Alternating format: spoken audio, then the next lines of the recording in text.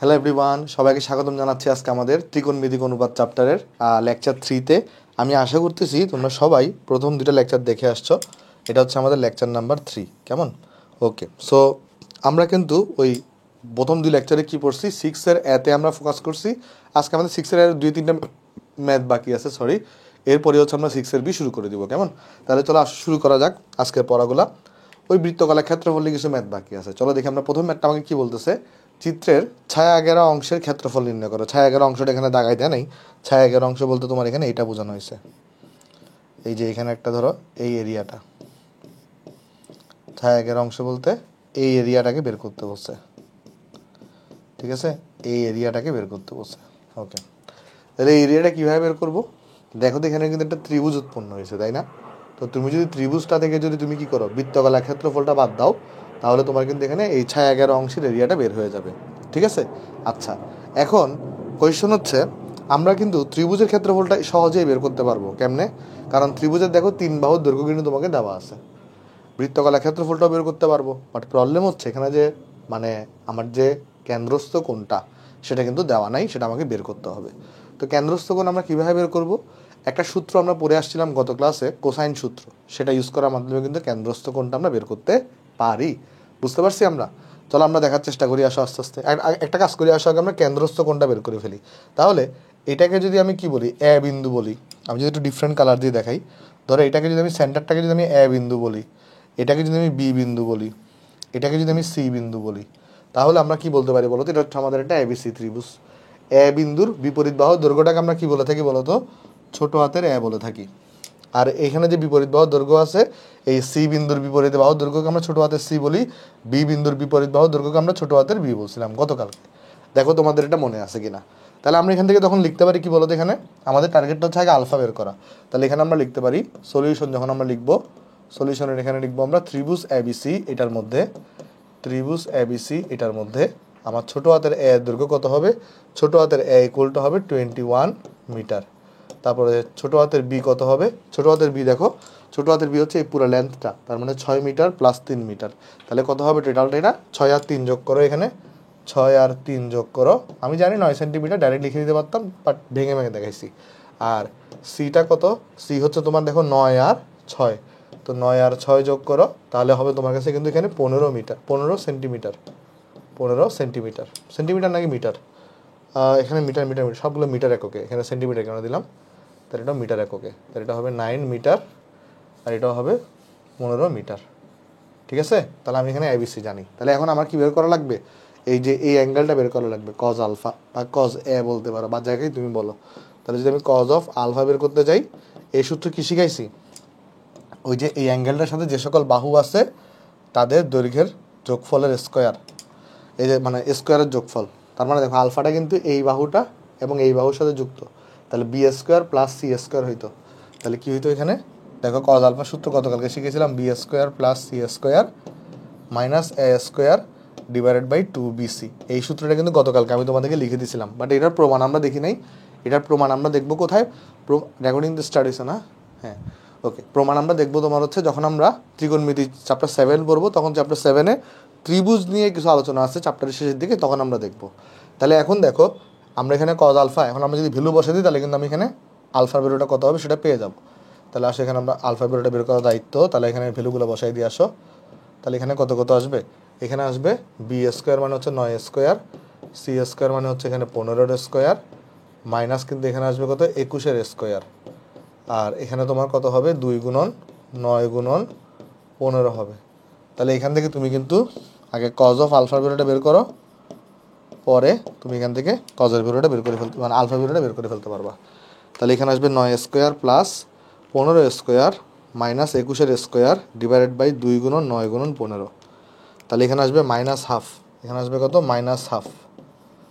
আর এটাকে যদি cos inverse করে দাও, তাহলে দেখবা আলফার ভ্যালু আসবে 120 ডিগ্রি। আলফা ভ্যালু কত আসবে এখানে? এটাকে যদি কজ ইনভার্স করে দাও, দেখবা আলফা ভ্যালু আসবে তোমার কাছে 120 ডিগ্রি। তাহলে এখানে আমি কিন্তু কোণটা তোমার এখানে পেয়ে গেছি। তাহলে এখানে এই কোণের ভ্যালুটা কত সেটা আমরা এখানে পেয়ে গেছি। ওকে, তাহলে এখন কিন্তু আমাদের কাছে একটা, যদি আমি বৃত্তকলা ক্ষেত্রফল বের করতে চাই, তাহলে এই বৃত্তকলা ক্ষেত্রফলটা কিন্তু বের করা একদম সহজ, কেমন? তাহলে এই বৃত্তকলাটা আমি কি নাম দিতে পারি? আমি ধরা যাক হচ্ছে এইখানে যে পয়েন্টটা আছে, এই পয়েন্ট, এটাকে ধরা যাক আমি ডি পয়েন্ট নাম দিলাম, এই পয়েন্টটাকে ধরা যাক আমি ই পয়েন্ট নাম দিলাম। তাহলে আমি এখানে বলতে পারি এ ডি ই বৃত্তকলার ক্ষেত্রফল। তাহলে এখান থেকে আমরা বের করে ফেলতে পারি এ ডি ই বৃত্তকলার ক্ষেত্রফল, বৃত্তকলার ক্ষেত্রফল। তাহলে বৃত্তকলার ক্ষেত্রফল জানি কি হয়ে থাকে, হাফ আর স্কোয়ার থিটা। আর এখানে কত বলো তো, ব্যাসার্ধ এখানে কিন্তু দেখো 6 করে করে ব্যাসার্ধটা, আর এখানে হচ্ছে 6, তাহলে 6-এর স্কোয়ার আর থিটা বেরোকে অবশ্যই রেডিয়ানে বসাইতে হবে। তাহলে 120 ডিগ্রিকে আমি চাইলে কি লিখতে পারি রেডিয়ানে বলো তো, 2π/3ও লিখতে পারি। তুমি দেখো 2 গুণন 180 করো, তাকে 3 দিয়ে ভাগ করে দাও, তাহলে তোমার এখানে কিন্তু 120 ডিগ্রি আসবে। রেডিয়ানে নিলে এটা আসবে 2π/3 আসবে। তাহলে এখানে কিন্তু আমরা আলফার জায়গায় কত বসাবো, 2π/3 বসাবো, এটার স্কোয়ার, সরি এটা স্কোয়ার না, আর স্কোয়ার থিটা হয়ে থাকে। আর এগুলো হচ্ছে 6 বসাইছি, আর এখানে অ্যাঙ্গেলটা 1 ডিগ্রিতে ছিল, সেটাকে আমরা রেডিয়ানে বসাইছি জাস্ট। ওকে, বোঝা গেছে জিনিসটা? আশা করি তোমরা বুঝতে পারছো। তাহলে এখান থেকে দেখো আমরা কিন্তু সুন্দর মতো ক্ষেত্রফলটা এখান থেকে পেয়ে যাব।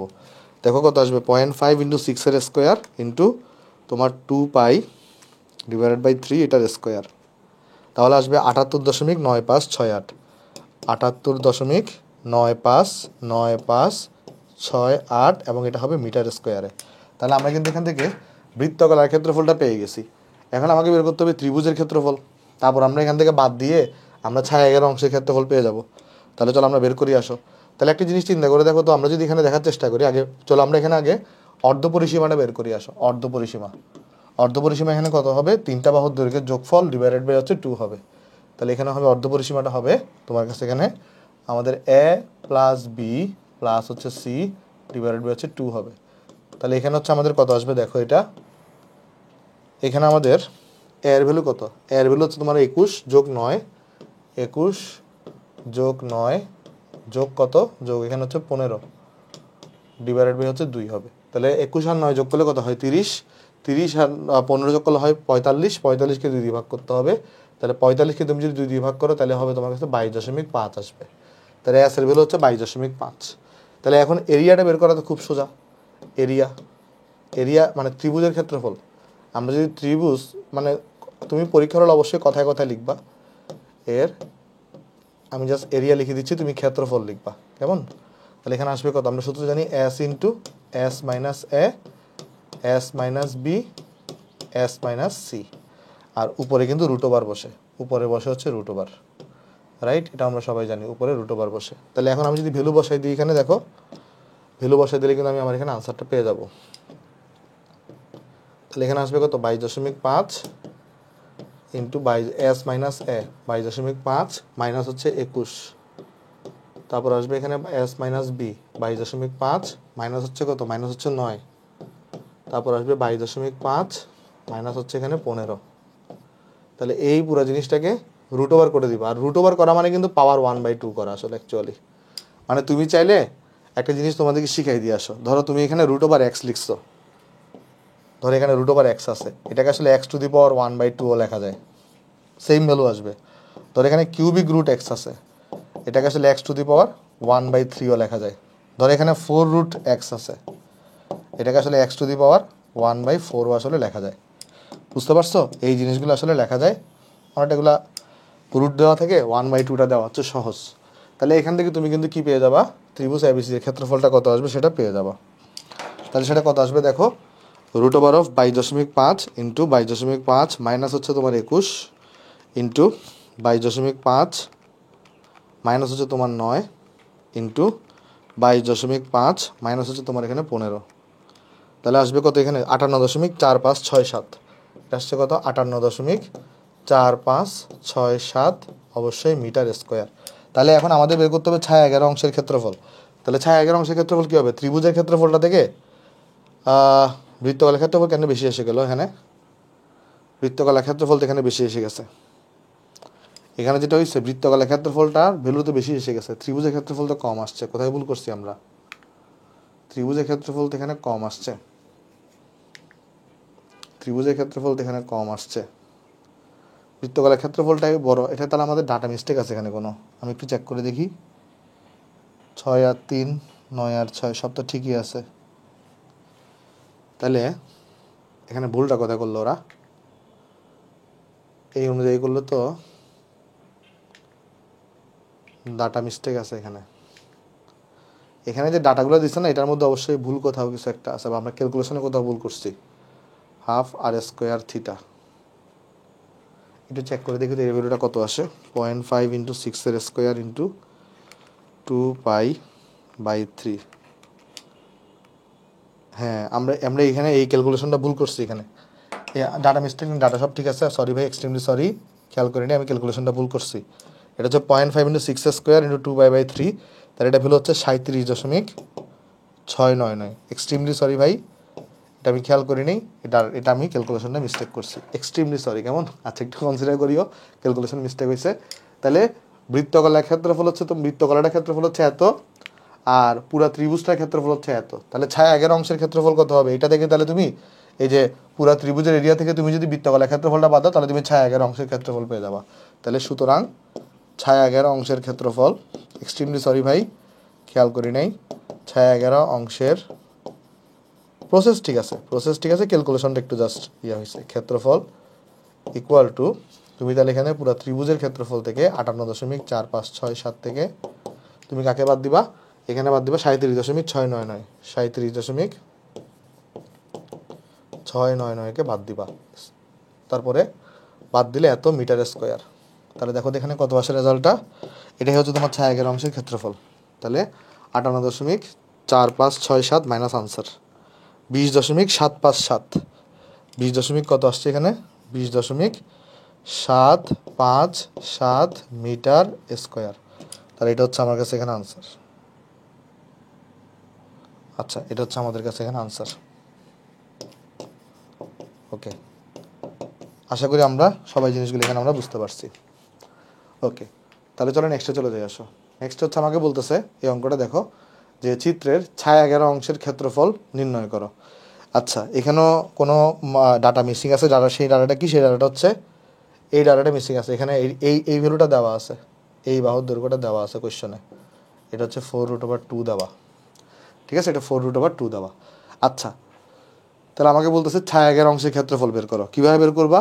তুমি যেটা করতে পারো, এখান থেকে যদি কি করো, অ্যাঙ্গেল, আগে তোমাকে কিন্তু এই অ্যাঙ্গেলটা বের করতে হবে। তাহলে পুরো বৃত্তকলার ক্ষেত্রফল থেকে তুমি যদি ত্রিভুজের ক্ষেত্রফলটা বাদ দিয়ে দাও, তাহলে তোমার কিন্তু এখানে ছায়া আগের অংশের ক্ষেত্রফলটা বের হয়ে আসবে। এখন কোয়েশ্চন হচ্ছে, আমি এই অ্যাঙ্গেলটা বের করতে হবে আমাকে। এই অ্যাঙ্গেলটা তাহলে আমি কীভাবে বের করতে পারি? এই অ্যাঙ্গেলটা আমাকে বের করতে হবে, বুঝতে পারছো? এই অ্যাঙ্গেলটা আমাকে বের করতে হবে। আচ্ছা, যদি কি করতা, 4² প্লাস 4² যদি যোগ করতো, তাহলে কত আসতো? 2 ইন্টু 4² হইতো, 2√, থাকতো। হ্যাঁ, তাহলে এটা কিন্তু একটা সমকোণী ত্রিভুজ, যার অতিভুজ হচ্ছে এটা, এবং এই অ্যাঙ্গেলটা কিন্তু 90 ডিগ্রি। অ্যাকচুয়ালি সি অ্যাঙ্গেলটা কত? 90 ডিগ্রি। তো তুমি তো সি অ্যাঙ্গেলটা তুমি বুঝতে পারতেছো 90 ডিগ্রি, বাট তুমি তো এভাবে 90 ডিগ্রি বললে হবে না, তোমাকে ম্যাথমেটিক্যালি করে দেখাইতে হবে। কীভাবে করে দেখাবো? দেখো দেখো তো, এটা হচ্ছে আমাদের এ বিন্দু। তো এ বিন্দুর যে বিপরীত বাহুটা, এটা আসলে ছোটো হাতের এ বোঝাচ্ছে। এটা হচ্ছে আমাদের বি বিন্দু, বি বিন্দুর যে বিপরীত বাহুটা, এটা আসলে ছোটো হাতের বি বোঝাচ্ছে। আর এটা হচ্ছে আমাদের সি বিন্দু, সি বিন্দুর যে বিপরীত বাহুটা, এটা আসলে ছোটো হাতের সি বোঝাচ্ছে। কেমন? তাহলে একটা কাজ করি, আমরা আগে ত্রিভুজের ক্ষেত্রফলটা বের করে ফেলি। আসো, তাহলে যদি সলিউশন করতে চাই, সলিউশন, এখানে তাহলে আমাদের ত্রিভুজ এবিসির মধ্যে, আমাদের তাহলে এখানে ছোটো হাতের এটা কত আসবে? ছোটো হাতের এ যেটা আছে সেটা আসবে কত? 4। তারপরে ছোটো হাতের বিটা কত আসবে? ছোটো হাতের বিও আসবে 4। ছোটো হাতের সিটা কত আসবে? ছোটো হাতের সি আসবে তোমার কাছে 4√2 আসবে। তাহলে এখান থেকে তুমি কি বের করে ফেলতে পারো বলো তো? কজ অফ সিটা বের করে ফেলতে পারো। দেখবে এটা 90 ডিগ্রি আসবে সি এর ভ্যালুটা। এই যে আমি এই অ্যাঙ্গেলটা বের করতে হবে, কজ অফ সি অ্যাঙ্গেলটা বের করতে হবে। কীভাবে বের করবো এটা? কীভাবে বের করবো দেখো, সহজ সিস্টেম হচ্ছে কি, তুমি যখন এখানে দেখো একটা জিনিস, এই সি কোণের সাথে কে কে জড়িত? এ আর বি যুক্ত, এই দুইটা বাহু যুক্ত সি কোণের সাথে। তাহলে তুমি কি করো, এটার স্কোয়ার যোগ এটার স্কোয়ার করো, মাইনাস এটার স্কোয়ারকে বিয়োগ করো। কেমন? অথবা তুমি সূত্র লিখেও করতে পারো। যখন তুমি সি বের করবা, তখন এখানে A square plus B square বসাবা, সি স্কোয়ারটাকে লাস্টে লিখতে হয় 2ab লিখবা। তুমি চাইলে সূত্র বসায়ও করতে পারো, বা ডাইরেক্টও লিখে দিতে পারো। কেমন? আমি ডাইরেক্ট লিখে না লিখে ভেঙে করতেছি। তাহলে এখানে এর ভ্যালুটা কত? এর ভ্যালু হচ্ছে 4² যোগ 4² মাইনাস 4√2 এটার square divided by 2 into 4 into 4। কেমন? তাহলে এখান থেকে দেখো তো আমাদের কস সিটা কত আসবে এখান থেকে, বা কজ অফ সিটা, তাহলে দেখো কত আসবে এখান থেকে আমাদের তাহলে এটা কিন্তু আসবে হচ্ছে 4² প্লাস 4² মাইনাস 4√2, এটার কিন্তু স্কোয়ার ডিভাইডেড বাই 2 × 4 × 4। তাহলে এটা আসছে কিন্তু দেখো আমার কাছে 0 চলে আসছে। এখন কজের ভ্যালুটা 0 কখন আসে বলো তো? যখন তোমার সি এর ভ্যালুটা কত হয়? 90 ডিগ্রি হয়। কজের ভ্যালুটা 0 কখন আসে? যখন সি এর ভ্যালুটা 90 ডিগ্রি হয়। তাহলে কোন সি যে 90 ডিগ্রি সেটা কিন্তু আমরা পেয়ে গেছি, ঠিক আছে? আচ্ছা, তাহলে আমরা এই পেয়ে গেছি কি এই ত্রিভুজটা হচ্ছে সমকোণী ত্রিভুজ। তাহলে এখন আমাদের কি করতে হবে? আমাকে এই পুরাটা তোমার আবার 90 ডিগ্রিকে আমরা কি লিখতে পারি? আমরা কিন্তু লিখতে পারি রেডিয়ান নিলে π/2 লিখতে পারি, π/2 রেডিয়ান। আমরা একটা কাজ করি, আগে বৃত্তকলার ক্ষেত্রফলটা বের করে ফেলি। তাহলে এখানে আমাদের কাছে ABC বৃত্তকলার ক্ষেত্রফল কত আসবে দেখো, ABC বৃত্তকলার ক্ষেত্রফল, ABC বৃত্তকলার ক্ষেত্রফল এটা কত আসবে? এখানে বসাবা হাফ বসাবা, তারপর এখানে r² বসাবা। আর এখানে কত দেখো ব্যাসার্ধ এখানে কিন্তু 4 দেওয়া আছে, ব্যাসার্ধ স্কোয়ার বসাবা, থিটা এখানে কত π/2। তাহলে যদি এখানে হিসাব করো তাহলে তোমার কাছে কিন্তু এখান থেকে এটা চলে আসবে, কত আসবে দেখো, এটা 0.5 × 4² × π/2। তাহলে এটা আসবে কিন্তু 4π। এটা ভ্যালু আসছে কত? এটা ভ্যালু আসছে কিন্তু এখানে 4π আসছে, 4π। এবং একক কিন্তু নাই আসলে অ্যাকচুয়ালি, মানে তাহলে স্কোয়ার মানে সেন্টিমিটার নাকি মিটার কিছু লেখা নেই, তাহলে এখানে আমরা জন্য বর্গ একক বা স্কোয়ার ইউনিট লিখতে পারি, কেমন? তাহলে আমরা কিন্তু এখান থেকে কী পেয়ে গেছি? ABC বৃত্তকলার ক্ষেত্রফলটা পেয়ে গেছি। এখন আমাকে কী লাগবে? ABC ত্রিভুজের ক্ষেত্রফলটা বের করা লাগবে। তাহলে আমাদের বের করা লাগবে কি? ABC ত্রিভুজের ক্ষেত্রফল। তাহলে আমরা যদি এটা বের করতে চাই তাহলে আমাকে আগে S বের করতে হবে। S এখানে তাহলে কত? S তাহলে হচ্ছে আমার কাছে এখানে A + B + C, অথবা তুমি কিন্তু অ্যাকচুয়ালি কী করতে পারতো জানো, মানে এই দুইটা বাহুর গুণফল ওই ইন্টু এদের মধ্যবর্তী কোনো সাইন, এটা দিয়েও করে ফেলতে পারতাম। তাহলে এটা দিয়ে করাটা সহজ, তাহলে এটা দিয়ে করি আসো আমরা। এটা দিয়ে যেহেতু করাটা সহজ, তাহলে চলো আমরা এটা দিয়ে করি, এটা দিয়ে না করি, আসো ডিলিট করে দিই। ওকে, তাহলে আমরা আসো ত্রিভুজ ABC এর ক্ষেত্রফল এটা বের করব, কেমন? আমি আগে তোমাকে ফর্মুলাটা লিখে দিই, সেটা হচ্ছে হাফ ইন্টু দুইটা বাহুর গুণফল, কোন কোন বাহু নিবা? এসিকে নিবা আর বিসিকে নাও, এসি আর তুমি এখানে বিসিটাকে নাও, আর ইন্টু সাইন করো এসি আর বিসি এর মধ্যবর্তী অ্যাঙ্গেল বসাও। মধ্যবর্তী অ্যাঙ্গেল হচ্ছে সি, যার ভ্যালু তুমি পাইছো হচ্ছে 90 ডিগ্রি। জাস্ট সি লিখো আগে, সমস্যা নেই, পরে ভ্যালু বসাও। হাফ, এটার ভ্যালুও 4 ছিল, এটার ভ্যালুও 4 ছিল, সি এর ভ্যালু ছিল 90 ডিগ্রি, তুমি এখানে 90 ডিগ্রি বসাই দাও। তাহলে দেখো কত আসে এখানে, সাইন 90 ডিগ্রি ভ্যালু 1 হবে, এখানে কাটাকাটি করে 2 থাকবে, 2 × 4 গুণ করলে কত হবে? 8 বর্গ একক বা স্কোয়ার ইউনিট। বর্গ একক লিখিও তোমরা, কেমন? তাহলে এখান থেকে আমাকে বলছে ছায়াকের অংশের ক্ষেত্রফল বের করো। তাহলে আমরা কি করবো? বৃত্তকলার ক্ষেত্রফল থেকে ত্রিভুজের ক্ষেত্রফলটা বাদ দিয়ে দিব, তাহলে কিন্তু আমি ছায়াকের অংশের ক্ষেত্রফলটা পেয়ে যাব। তাহলে আমরা সুতরাং ছায়াকের অংশের ক্ষেত্রফল, ছায়া ঘেরা অংশের ক্ষেত্রফল, ছায়া ঘেরা অংশের ক্ষেত্রফল, এগুলো কিন্তু বোর্ডে যখন শর্ট সিলেবাস ছিল না তখন কিন্তু এগুলো বোর্ডে আসতো। সো এগুলো তোমাদের কিন্তু শর্ট সিলেবাস এখন নাই, তোমাদের ফুল সিলেবাস, তোমাদের কিন্তু বোর্ডে এগুলো আসবে। তাহলে এগুলো শিখে রাখতে হবে। 4π - 8, তাহলে এখানে এত বর্গ একক, তুমি স্কোয়ার ইউনিট লিখিও না, তুমি বর্গ একক লিখিও। তাহলে দেখো তো এটা কত আসে?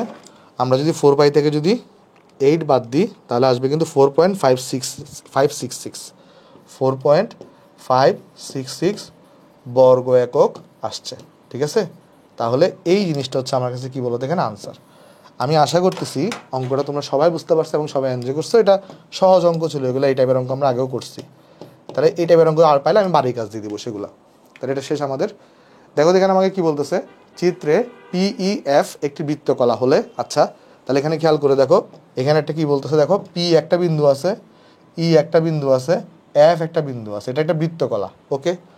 তারপরে বলতেছে কি, তাহলে EQRF এলাকার ক্ষেত্রফল নির্ণয় করো। কোনটা? EQRF, তার মানে এই জিনিসটা, এই জিনিসটা তোমাকে কোন জিনিসটা বের করতে বলছে জানো? তাহলে তোমাকে বের করতে হবে এই এরিয়াটা, তোমাকে বের করতে হবে এই এরিয়াটা, সেটা কত? এই এরিয়াটা বের করতে হবে। কিভাবে বের করবা? কিভাবে বের করবা?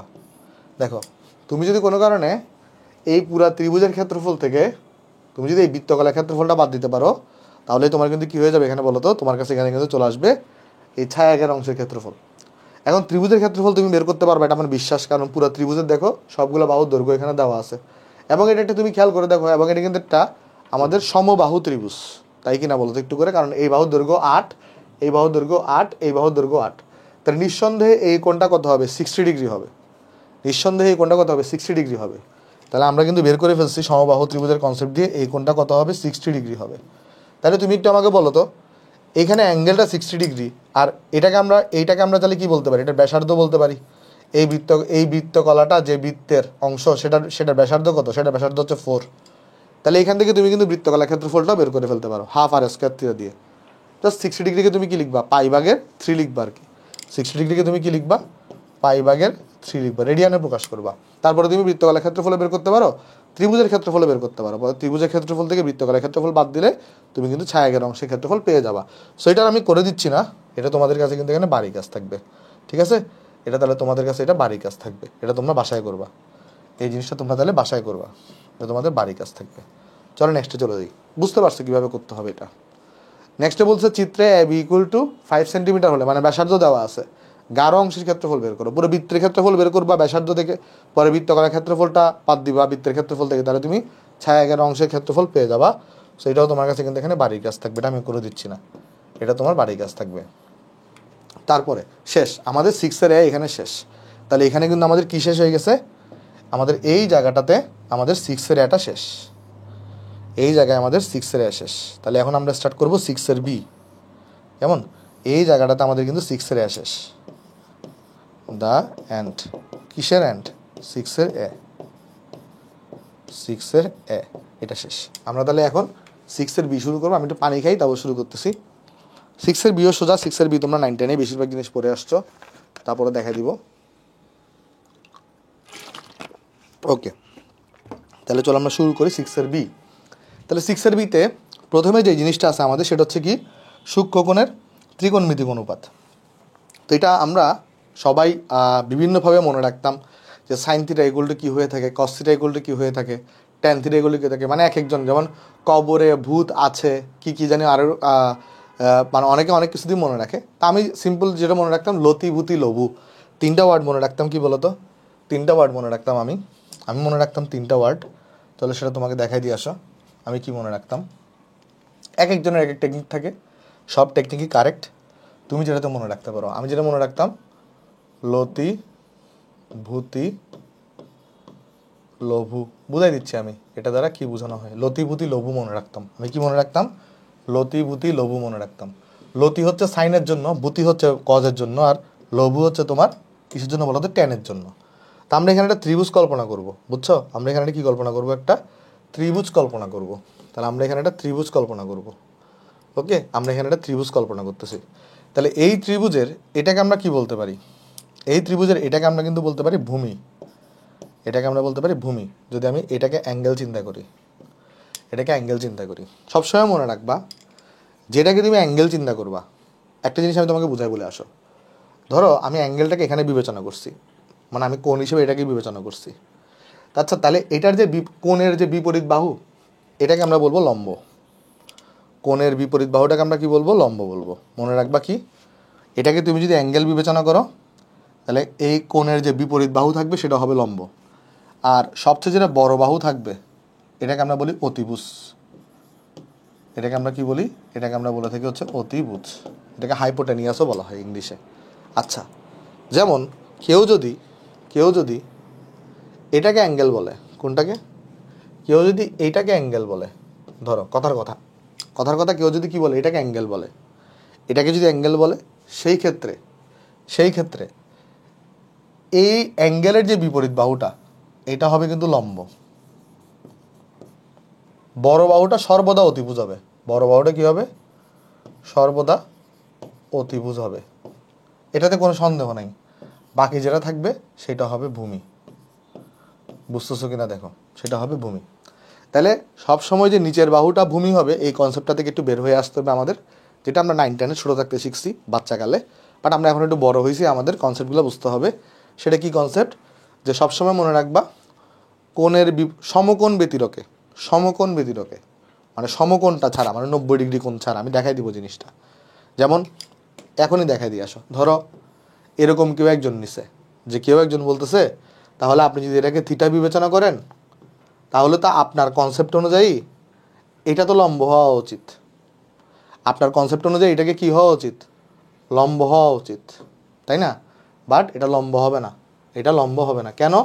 কারণ এইখানে যে আমি থিওরিটা বরাবো সেটা এখানে অ্যাঙ্গেলটা সমকোণ ব্যতিরেকে, মানে এখানে অ্যাঙ্গেল যেটা আছে, অ্যাঙ্গেল এই দুইটা কেসের জন্য অ্যাঙ্গেল যেটা, সেটা 90 ডিগ্রি সমান না। অ্যাঙ্গেলটা কার সমান না?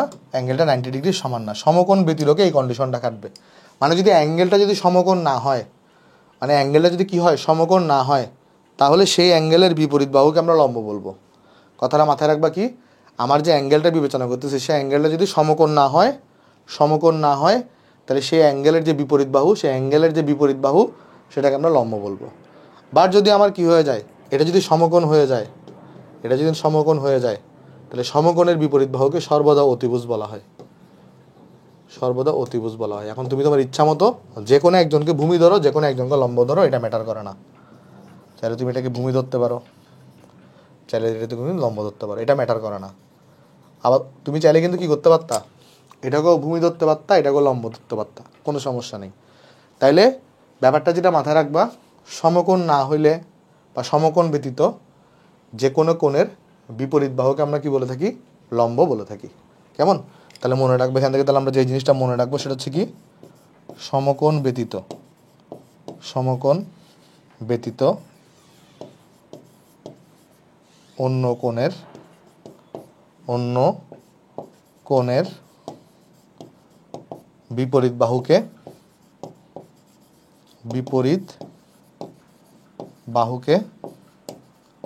লম্ব বলা হয়, লম্ব বলা হয়। ঠিক আছে? তাহলে সমকোণ ব্যতীত অন্য কোণের বিপরীত বাহুকে কিন্তু কি বলা হয় বলো তো? লম্ব বলা হয়। বোঝা গেছে জিনিসটা? আশা করি জিনিসটা আমরা সবাই এখানে বুঝতে পারছি। আচ্ছা, তাহলে এটা আমাদের এখানে ক্লিয়ার, এটা একটা বেসিক আইডিয়া ছিল। এবার চলো আমি তোমাকে দেখাই আসো যে এখানে কিছু সূত্র আছে। একটা যদি সমকোণী ত্রিভুজকে আমরা নিই, সমকোণী ত্রিভুজের জন্য কিছু স্পেশাল সূত্র আছে। কেমন? চলো সেটা তোমাকে আমি দেখাই দিয়ে আসো। যে ধরো আমরা যদি কি নিই, একটা যদি সমকোণী ত্রিভুজ যদি বিবেচনা করি, তাহলে আমরা যদি এখানে কি বিবেচনা করি, একটা সমকোণী ত্রিভুজ যদি আমি বিবেচনা করি একটা, তাহলে এটাকে আমরা এভাবেও চিন্তা করতে পারি। ধর এটা আমাদের একটা সমকোণী ত্রিভুজ, এটা যদি আমাদের অ্যাঙ্গেল হয়ে থাকে, তাহলে এটাকে আমরা, এই অ্যাঙ্গেলের যে বিপরীত বাহু, এটাকে আমরা বলবো অবভিয়াসলি লম্ব, আর এটাকে আমরা বলবো কিন্তু ভূমি, এটাকে আমরা কিন্তু বলবো হচ্ছে অতিভুজ, এটাকে আমরা কিন্তু বলবো হচ্ছে অতিভুজ। যেই জিনিসটা মাথায় রাখবা, লম্ব, ভূমি, অতিভুজ, এই কনসেপ্টটা তখনই আসবে যদি কি হয়, যদি এটা একটা সমকোণী ত্রিভুজ হয়, মানে অ্যাঙ্গেলে যদি কি হয় 90 ডিগ্রি হয়, অ্যাঙ্গেলে যদি কি হয় বলো তো 90 ডিগ্রি হয়ে থাকে, তাইলেই কিন্তু এই কনসেপ্টটা আসবে। বুঝতে পারছো? আর যদি সমকোণী ত্রিভুজ না হয়, তখন কিন্তু তুমি সাইন থিটা ইকুয়াল টু লম্ব বাই মানে লম্ব বাই অতিভুজ এরকম কিছু আনতে পারবে না। কারণ এই সূত্রগুলো যেগুলো আমরা শিখবো, সাইন থিটা ইকুয়াল টু কী জিনিস, কস থিটা ইকুয়াল টু কী জিনিস, সেগুলো শুধুমাত্র সমকোণী ত্রিভুজে অ্যাপ্লাই হতে পারে। যদি অন্য ত্রিভুজ হয় সেখানে কি অ্যাপ্লাই হয়, সেখানে সাইন সূত্রটা, কোসাইন সূত্রটা অন্যভাবে ইউজ হয়, সেটা আমি দেখাই দিব, টেনশন নিও না। বাট আমরা যে একটা সূত্র বলছি এখানে, যে লতিভূতি লঘু, আমরা যে একটা ওয়ার্ড তোমাকে বলছি, লতিভূতি লঘু, এটা বলতে কি বোঝায় চলো আমি তোমাকে দেখাই দিয়ে আসো। লতিভূতি লঘু বলতে কি বোঝায় চলো তোমাকে আমি দেখাই দিয়ে আসো। দেখো, ফার্স্ট অফ অল লতি ওয়ার্ডটা হচ্ছে সাইন থিটার সাথে রিলেটেড। দেখো সাইন, এটার পূর্ণ নাম হচ্ছে সাইন, এটাকে আমরা সংক্ষেপে কিন্তু কি লিখি, সাইন, SIN দিয়ে লিখি। তাহলে এখানে যে সাইন আছে তার পূর্ণ নাম কি বলতো? সাইন। তা আমি যদি মানে সাইনের মানে আমি, আচ্ছা সংক্ষেপে দেখে আসো, একটু আগে লিখে যাই এটা। আসো, সাইনকে আমরা সংক্ষেপে কিন্তু সাইন লিখি। কোসাইন যেটা আছে,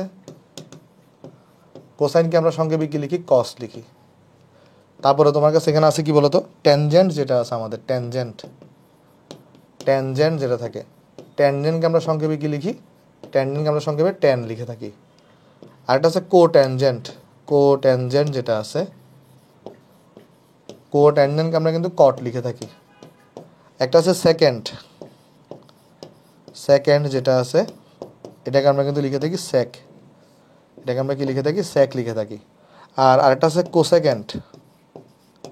কোসেকেন্ড, এটাকে আমরা লিখে থাকি কিন্তু কোসেক। ঠিক আছে? আর এগুলোর চলো ফর্মুলাগুলো এখন তোমাকে দেখাই দিই। এগুলো তুমি জানো আগে থেকে ফর্মুলাগুলো, তারপরে যদি তোমাকে দেখাইতে চাই যে ফর্মুলাগুলো কী হয় বলো তো, যে সাইন থিটা,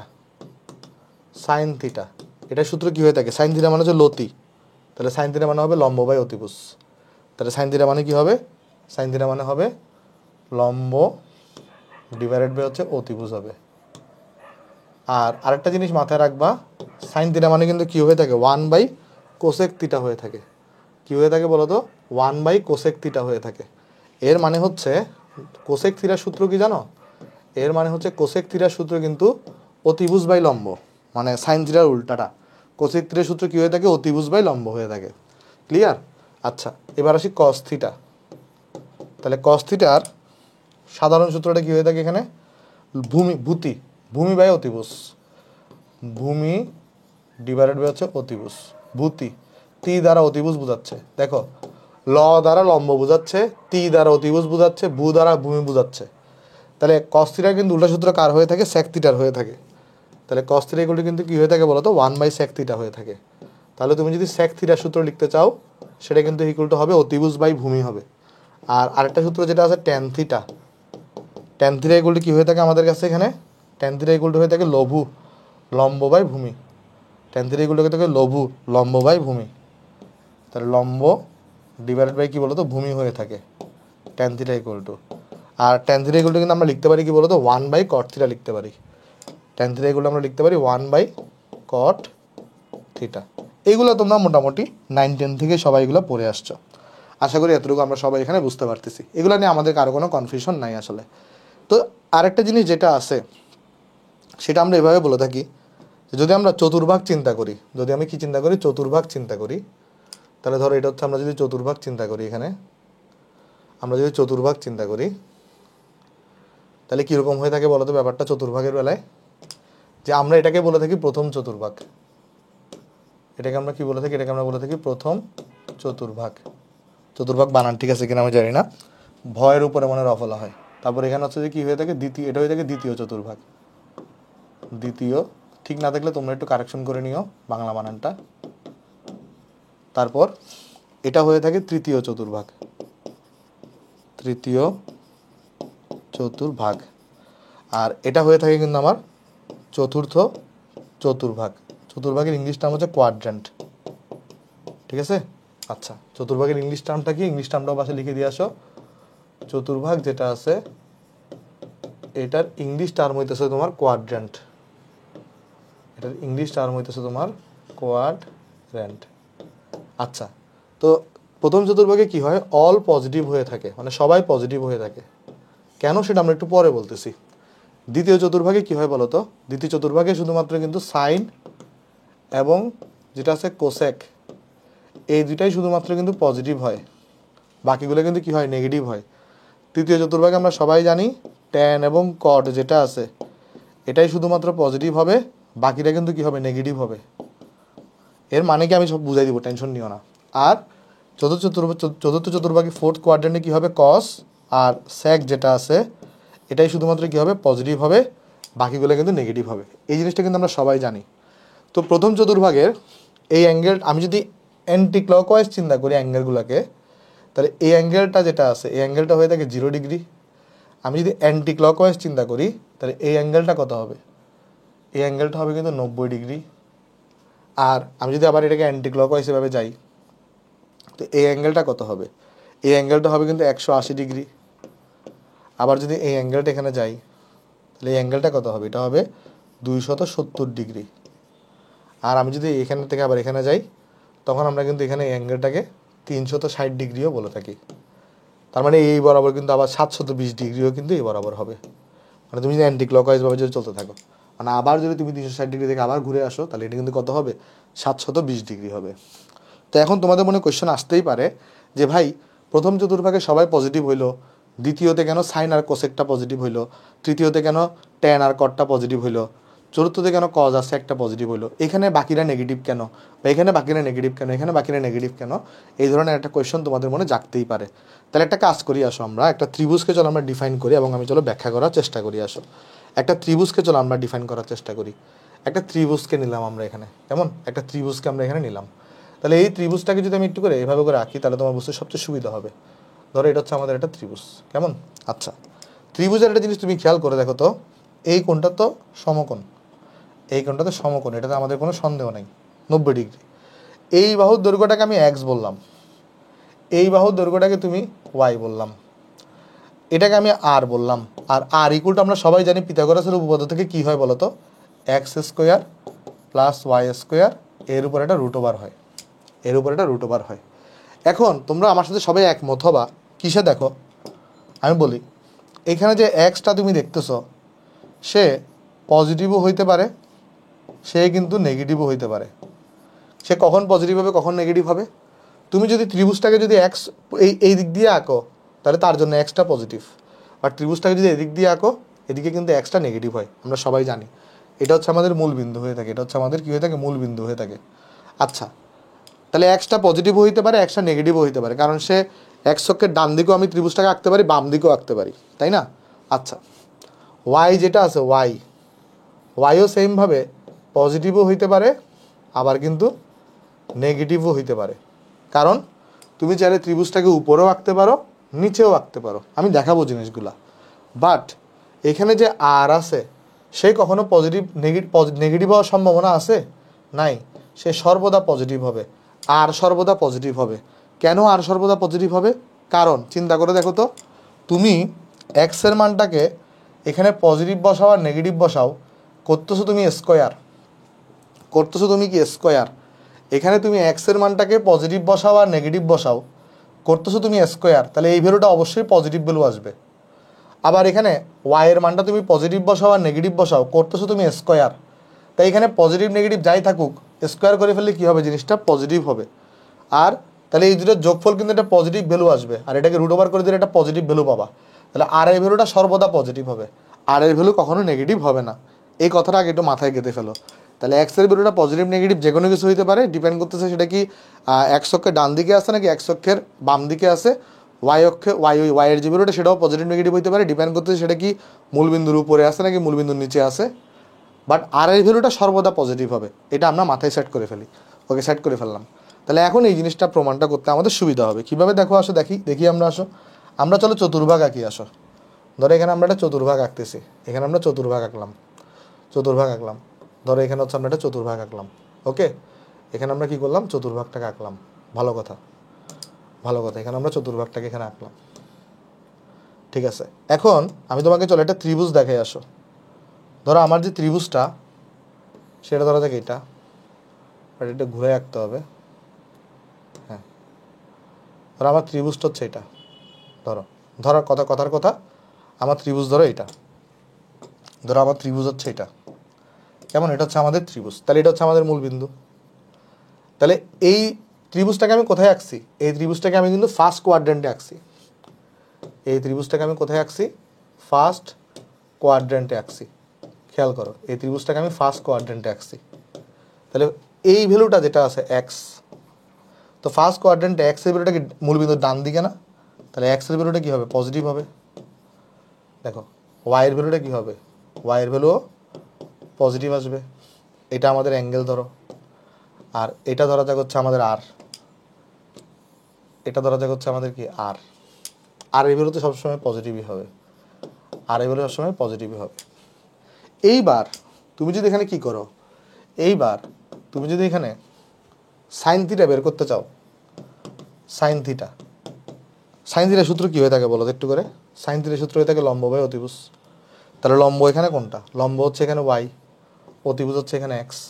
তুমি যদি এখানে কস থিটা বের করতা, তাহলে এখানে খেয়াল করো তো, তোমার এখানে কস থিটা বের করলে কী হতো, ভূমি বাই অতিভুজ, ভূমি হচ্ছে এক্স, অতিভুজ হচ্ছে কত, অতিভুজ হচ্ছে আর। আচ্ছা, সাইন থিটা মানে তো কি, লম্ব বাই লম্ব বাই অতিভুজ, অতিভুজ তো এখানে আর, এক্স কেন দিছি, এটা আর হবে, এটা আর হবে।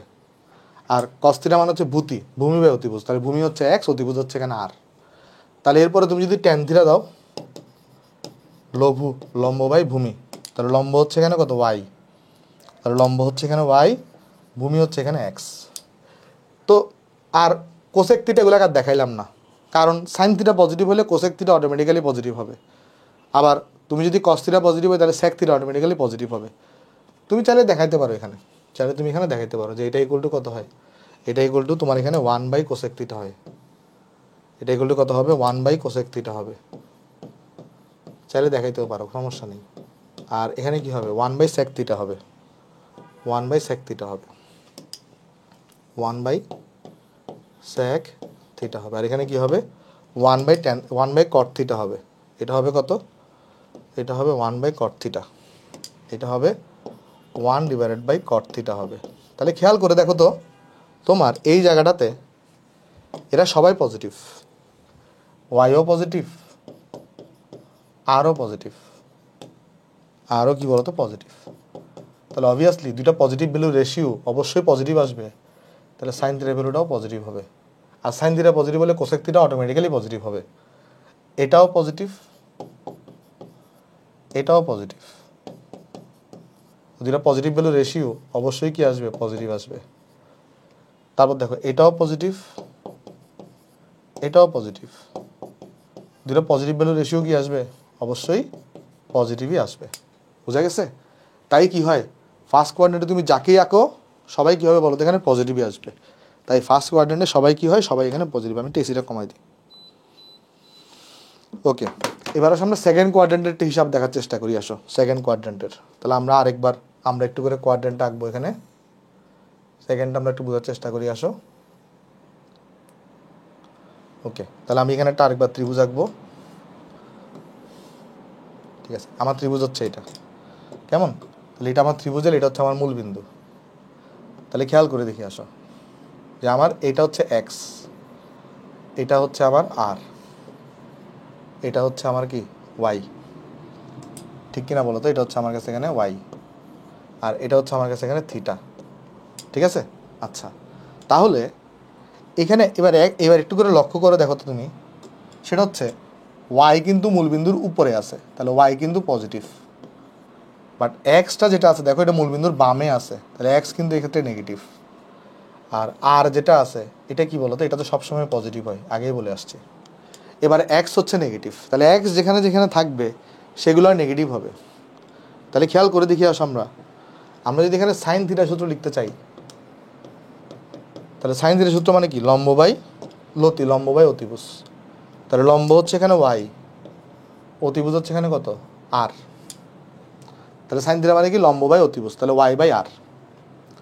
কস থিটা মানে কি বলো তো একটু করে, কস থিটা, কস থিটা মানে হচ্ছে ভূমি বাই অতিভুজ। তাহলে ভূমি কত এখানে, ভূমি হচ্ছে এখানে এক্স, অতিভুজ হচ্ছে এখানে আর। আর ট্যান থিটা মানে কি, এখানে ট্যান থিটা মানে তোমার এখানে হচ্ছে লম্ব বাই ভূমি, তাহলে লম্ব হচ্ছে ওয়াই, ভূমি হচ্ছে এক্স। তাহলে খেয়াল করো এখানে এক্স যেটা আছে এটা হচ্ছে নেগেটিভ, এক্স যেটা আছে এটা হচ্ছে নেগেটিভ, ওয়াই যেটা আছে এটা হচ্ছে পজিটিভ, আর যেটা আছে এটাও পজিটিভ, ওয়াইও পজিটিভ, আরও পজিটিভ। তাহলে এবার দেখি এখানে কোনটা কোনটা পজিটিভ আসবে, কোনটা কোনটা নেগেটিভ আসবে। খেয়াল করো, পজিটিভকে নেগেটিভ দিয়ে ভাগ করো, অবভিয়াসলি ভ্যালুটা নেগেটিভ আসবে। নেগেটিভকে পজিটিভ দিয়ে ভাগ করো, অবভিয়াসলি ভ্যালুটা নেগেটিভ আসবে। বাট পজিটিভকে পজিটিভ দিয়ে ভাগ করো, অবভিয়াসলি ভ্যালুটা পজিটিভ আসবে। আর সাইন থিটা পজিটিভ আসলে বাই ডিফল্ট কোসেক থিটাও পজিটিভ আসবে, কারণ সাইন থিটার উল্টাটাই হচ্ছে কোসেক থিটা। তুমি যদি এখানে কোসেক থিটা করতো তাহলে সূত্রে কী আসতো, আর বাই ওয়াই আসতো, আরও পজিটিভ ওয়াইও পজিটিভ, তাহলে এগুলো কী হতো এখানে পজিটিভ হইতো। এই জন্য সেকেন্ড কোয়াড্রেন্টে, এই জন্য সেকেন্ড কোয়াড্রেন্ট, এটা হচ্ছে আমাদের সেকেন্ড কোয়াড্রেন্ট, এই জন্য সেকেন্ড কোয়াড্রেন্টে কারা কারা পজিটিভ বলছি, সাইন থিটা আর এই যে দেখো সাইন থিটা আর কোসেক, এরা হচ্ছে পজিটিভ। বাকিগুলা দেখো কস নেগেটিভ হলে স্যাক অটোমেটিক্যালি নেগেটিভ হবে, ট্যান নেগেটিভ হলে অটোমেটিক্যালি কী বলতো কটটাও নেগেটিভ হবে। বোঝা গেছে? আশা করি বোঝা গেছে। এবার আসো থার্ড কোয়াড্রেন্ট দেখি আসো একটু করে আমরা। তাহলে যদি আমরা থার্ড কোয়াড্রেন্ট আঁকতে চাই, থার্ড কোয়াড্রেন্টটা যদি তোমাকে বোঝাতে চাই, দেখো থার্ড কোয়াড্রেন্ট কী হবে। থার্ড কোয়াড্রেন্ট, এখানে একটা ত্রিভুজ কল্পনা করবো আমরা।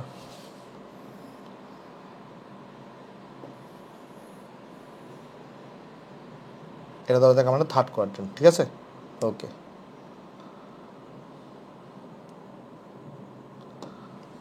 আচ্ছা যাই হোক, তুমি তো বুঝতেই পারতো এখানে। তাহলে এটা হচ্ছে কি, এটা হচ্ছে আমার এক্স, এটা হচ্ছে আমার কি এখানে ওয়াই, এটা হচ্ছে আমার কাছে এখানে আর। খেয়াল করো এটা তো আমার মূল বিন্দু। ও খেয়াল করো আমার এখানে কিন্তু এক্সটাও বাম দিকে, তাহলে অবভিয়াসলি এটা কিন্তু নেগেটিভ হবে, ওয়াইটাও নিচের দিকে, ওয়াইও নেগেটিভ হবে, বাট আর অলওয়েজ পজিটিভ হবে। তাহলে এইবারে যদি আমি কি করতাম, আর এখানে থিটা কোনটা হবে, এখানে আমি থিটা ধরে নিচ্ছি, এটাকে ধরো, এটা হচ্ছে আমাদের থিটা, সূক্ষ্মকোণটাকে আমরা থিটা ধরে নিই।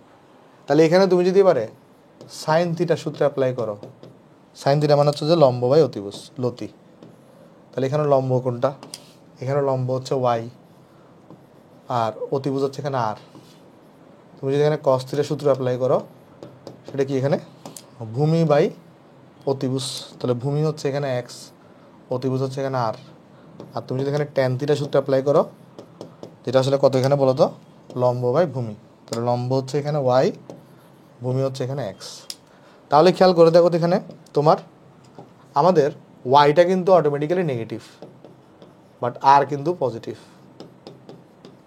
এক্স হচ্ছে তোমার নেগেটিভ, বাট আর হচ্ছে তোমার কাছে এখানে পজিটিভ। ওয়াই হচ্ছে নেগেটিভ, এক্সও নেগেটিভ। তাহলে তুমি চিন্তা করে দেখো, একটা নেগেটিভ ভ্যালুকে যদি পজিটিভ ভ্যালু দিয়ে ভাগ করো, অবশ্যই ভ্যালুটা নেগেটিভ আসবে। একটা নেগেটিভ ভ্যালুকে পজিটিভ দিয়ে ভাগ করো, অবশ্যই ভাগফলটা নেগেটিভ আসবে। বাট নেগেটিভ নেগেটিভ ভাগ করো, নেগেটিভ নেগেটিভ কাটাকাটি গিয়ে এই ভ্যালুটা কিন্তু পজিটিভ আসবে। তাই এই জন্য কী হয়ে থাকে, থার্ড কোয়াড্রেন্টে ট্যান থিটা এবং কট থিটা কিন্তু পজিটিভ হয়ে থাকে। বোঝা গেছে জিনিসটা? আশা করি তোমরা বুঝতে পারছো। এটা চমৎকার। তাহলে আমাদের কিন্তু এটা থার্ড কোয়াড্রেন্টের জিনিসটা এখানে শেষ। তাহলে আমরা কি দেখাই দিলাম, যে থার্ড কোয়াড্রেন্টে কী হয় সেই জিনিসটা আমরা এখানে দেখাই দিলাম, থার্ড কোয়াড্রেন্টে কী হয়। ওকে, তাহলে চলো আমরা নেক্সটে যাই। আসো, নেক্সট আমরা এখন দেখার চেষ্টা করবো ফোর্থ কোয়াড্রেন্টে কী হয়, তারপর আমরা সূত্রে অন্যান্য কিছুতে চলে যাব। দেখো ফোর্থ কোয়াড্রেন্টে কী হয়, এগুলো তোমরা হয়তো 9 10-এ পড়ছো বা কেউ কেউ পড়ো নাই, এই জন্যই পড়াই দেওয়া। মানে তোমরা জানো যে ফার্স্ট কোয়াড্রেন্ট এটা, সেকেন্ড কোয়াড্রেন্ট এটা, থার্ড কোয়াড্রেন্ট এটা, বাট কেন এটা সেটা অনেকেই জানো না, এই জন্যই আসলে দেখাই দেওয়া। ধরো আমরা যদি এখানে একটা ত্রিভুজ কল্পনা করি, এখানে যদি ত্রিভুজ কল্পনা করি আমরা, তাহলে খেয়াল করে দেখো, এটা হচ্ছে আমার এক্স, এটা আমার এখানে থিটা, এটা হচ্ছে আমার কাছে এখানে ওয়াই, এটা হচ্ছে আমার কাছে এখানে আর। তাহলে এখানে কিন্তু আমাদের এক্সটা কিন্তু এখানে কী হবে, পজিটিভ হবে, কারণ এটা মূলবিন্দুর ডান দিকে। ওয়াইটা কিন্তু এখানে নেগেটিভ হবে, কারণ এটা নিচের দিকে। আর আরটা এখানে কী হবে বলো তো, আর সবসময় পজিটিভ হয়। আর এটা কিন্তু আমাদের ফোর্থ কোয়াড্রেন্ট, এটা হচ্ছে আমাদের এখানে ফোর্থ কোয়াড্রেন্ট। আচ্ছা আমরা 1 মিনিট একটু বিরতি নিই।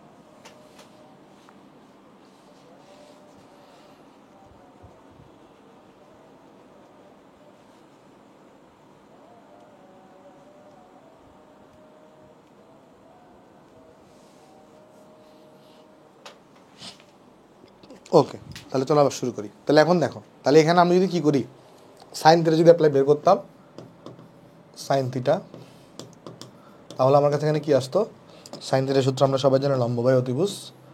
তাহলে এখানে আমাদের লম্ব হইতে হচ্ছে ওয়াই, অতিভুজ হইতে হচ্ছে আর। আমি যদি এখানে কস থিটা বের করি, যেটা আসতো কি ভূমি বাই অতিভুজ, তাহলে ভূমি হচ্ছে এক্স, অতিভুজ হচ্ছে আর।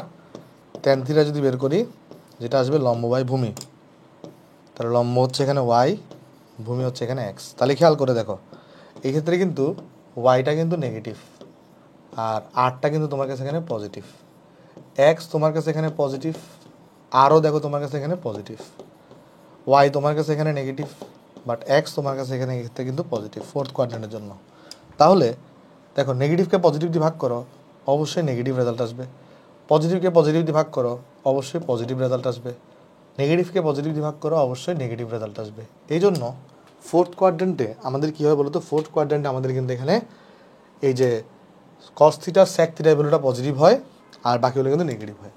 তাহলে এই জন্য আমরা কিন্তু দেখাই দিচ্ছি যে চারটা কোয়াড্রেন্টে কী কী হচ্ছে, এই জিনিসপত্রগুলো কিন্তু আমরা এখানে এটা ছিল আমাদের সেকেন্ড কোয়াড্রেন্টের কাহিনী, এটা ছিল আমাদের থার্ড কোয়াড্রেন্টের কাহিনী, এটা ছিল আমাদের ফোর্থ কোয়াড্রেন্টের কাহিনী। তাই এখানে একটা শর্টকাটও তুমি মনে রাখতে পারো চাইলে, যে অল স্টুডেন্ট টেক কেয়ার, এভাবে করেও মনে রাখে। কেমন? তাহলে আমি তোমাকে শর্টকাটটা এখানে লিখে দিয়ে আসো, এখানে লিখে দিয়ে আসো, একটা শর্টকাট আছে, সেটা হচ্ছে কি all student all student take care, এটা দ্বারা কি বোঝানো হয়? অল স্টুডেন্ট টেক কেয়ার দ্বারা কি বোঝানো হয়? এটা দ্বারা বোঝানো হয় যে ফার্স্ট কোয়াড্রেন্টে সবাই পজিটিভ। স্টুডেন্ট দ্বারা বোঝানো হচ্ছে সেকেন্ড কোয়াড্রেন্টে শুধুমাত্র এস আছে, দেখো এখানে, তার মানে শুধুমাত্র সাইন পজিটিভ হওয়া মানে কিন্তু কোসেকও পজিটিভ হওয়া। আর থার্ড কোয়াড্রেন্টে টি আছে, দেখো, তার মানে এখানে ট্যান, আর ট্যান পজিটিভ হওয়া মানে কট পজিটিভ হওয়া। আর এখানে সি আছে, দেখো, তার মানে ফোর্থ কোয়াড্রেন্টে কস পজিটিভ হবে, আর কস পজিটিভ হওয়া মানে সেক পজিটিভ হওয়া। ঠিক আছে? তাহলে অল স্টুডেন্ট টেক কেয়ার এরকম একটা শর্টকাট আছে, শর্টকাট দিয়েও তুমি মনে রাখতে পারো। তবে আমি বলবো এগুলো এত শর্টকাট শেখার দরকার নেই, প্র্যাকটিস করো, প্র্যাকটিসের মাধ্যমে এগুলো অটোমেটিক্যালি মনে থাকবে। আর আমি তো প্রমাণও দেখাই দিলাম যে কেন এগুলো কি হচ্ছে না হচ্ছে। ঠিক আছে? আশা করি আমরা এতটুকু এখানে বুঝতে পারছি সবাই। এইখানে আমাদের কারো কোনো আপত্তি নেই। তাহলে আমরা তোরা নেক্সটে চলে যাই। নেক্সটে আমাদের আরেকটা জিনিস আছে, সেটা কি জিনিস চলো আমি তোমাকে দেখাই দিয়ে আসো। সেটা হচ্ছে আমরা যদি কি করি, যে ধরো একটা, এগুলো তোমরা 9 10-এ পড়ে আসছো, যে তোমার যদি কি করো সাইন অফ মাইনাস থিটা লিখো, তাহলে এটা অ্যাকচুয়ালি মাইনাস সাইন থিটা হয়ে থাকে। কজ অফ মাইনাস থিটা যদি লিখো, তাহলে এটা কিন্তু কস থিটা হয়ে থাকে। মানে কজের বেলায় মাইনাস পজিটিভই কিছু যায় আসে না। বাট ট্যান অফ যদি তুমি এখানে মাইনাস থিটা লিখো, তাহলে এটা কিন্তু মাইনাস ট্যান থিটা হয়। এটা কেন হচ্ছে আমি তোমাকে এটা এখন ব্যাখ্যা করে দিব। কট অফ মাইনাস থিটা লিখো, এটা মাইনাস কট থিটা হয়। তুমি এখানে সেক অফ মাইনাস থিটা লিখো, এটা তো কোনো যায় আসে না, এটা সেক থিটা হবে। বাট তুমি কোসেক অফ মাইনাস থিটা লিখো, এটা equal to minus cosec theta হবে। এই জিনিসটা এরকম কেন হচ্ছে চলো তোমাকে আমি জিনিসটা একটু ধরাই দিই। ব্যাপারটা হচ্ছে এরকম অনেকটা, দেখো ব্যাপারটা হচ্ছে এরকম অনেকটা, দেখো আমি তোমাকে দেখাই দিই। দেখো আমি যদি বলি যে এখানে একটা রেখা টানলাম, আর ধরো আমি একটা অ্যারো চিহ্ন দিয়ে দেখে আসো, ধর এখানে একটা রেখা টানলাম, আর আরেকটা রেখাকে আমি এদিকে টানলাম, এবং তাহলে আমি কিন্তু অ্যাঙ্গেলটাকে এখানে ক্লকওয়াইজভাবে গেছি। ক্লকওয়াইজভাবে গেলে আমি অ্যাঙ্গেলটাকে প্লাস থিটা বলি। আর যদি আমি কি করি, ধরো প্রথম রেখাটাকে এখানে টানলাম, আর দ্বিতীয় রেখাটাকে যদি আমি ক্লকওয়াইজভাবে নিই, দ্বিতীয় রেখাটাকে আমি যদি ক্লকওয়াইজভাবে যদি অ্যাঙ্গেল তৈরি করি এখানে একটা, তাহলে এটাকে আমরা কিন্তু মাইনাস থিটা বলি। এই জিনিসটা আমরা একদম প্রথম ক্লাসে শিখাইছি, যে অ্যান্টি ক্লক ঘড়ির কাঁটার বিপরীত দিকে যদি নাও, তার মানে অ্যান্টি ক্লকওয়াইজ যদি নাও, তাহলে সেই অ্যাঙ্গেলটা কিন্তু পজিটিভ হয়ে থাকে। আর যদি তুমি ক্লকওয়াইজলি যদি নাও, তাহলে সেই অ্যাঙ্গেলটা কিন্তু নেগেটিভ হয়ে থাকে। তাহলে এখানে যে তুমি মাইনাস থিটাগুলো লিখতেছো, এগুলো সবগুলো কীভাবে নিছো তুমি হিসাব করছো? ক্লকওয়াইজলি হিসাব করছো। তার মানে জিনিসটা হচ্ছে এরকম অনেকটা, যে ধরো এটা যদি আমাদের কি হয়, এক্স এক্সিস হয়, এটা যদি আমাদের ওয়াই এক্সিস হয়, তার মানে তুমি কি করতেছো? ক্লকওয়াইজ অ্যাঙ্গেল হিসাব করতেছো। ধরো আমার প্রথম রেখাটা ধরো এক্স অক্ষ বরাবর আছে, ধরো প্রথম রেখাটা আমার এক্স অক্ষ বরাবর আছে। প্রথম একটা জিনিস তুমি খেয়াল করে দেখছো কিনা দেখো একটু করে, যেখানে যতগুলো তুমি ত্রিভুজ নিছো প্রত্যেকটার একটা না একটা বাহু এক্স অক্ষে আছে। এক্স্যাক্টলি এক্স অক্ষ বরাবর চিন্তা করছি, খেয়াল করে এক্স অক্ষ বরাবর চিন্তা করছি, এক্স অক্ষ বরাবর চিন্তা করছি। তাহলে একটা রেখা এক্স অক্ষ বরাবর থাকবে, ধরো একটা রেখা এক্স অক্ষ বরাবর আছে। এখন মাইনাস থিটা লেখা মানে কি? মাইনাস থিটা লেখা মানে তুমি কিন্তু ক্লকওয়াইজভাবে ঘুরছো থিটা পরিমাণ। তুমি ক্লকওয়াইজভাবে ঘুরছো কত পরিমাণ? থিটা পরিমাণ। তাহলে ক্লকওয়াইজভাবে ঘুরছো তুমি থিটা পরিমাণ। তাহলে ক্লকওয়াইজভাবে তুমি ঘুরছো এখানে কতটুকু? থিটা পরিমাণ। থিটা পরিমাণ তুমি ক্লকওয়াইজভাবে ঘুরছো। আর আমি ধরে নিচ্ছি, ধরো এই সূত্রটা যখন আমরা অ্যাপ্লাই করি, আমি ধরে নিচ্ছি যে আমার যে থিটার পরিমাণটা, সেটা মানে থিটার যে পরিমাণটা, সেটা 0 ডিগ্রি থেকে 90 ডিগ্রির মধ্যে। ধরো আমি ধরে নিলাম যে থিটার পরিমাণটা কত থেকে কত, মানে তার মানে এই যে 0 ডিগ্রি থেকে 90 ডিগ্রির মধ্যে। আমি ধরে নিচ্ছি কি থিটার পরিমাণটা 0 ডিগ্রি থেকে 90 ডিগ্রির মধ্যে।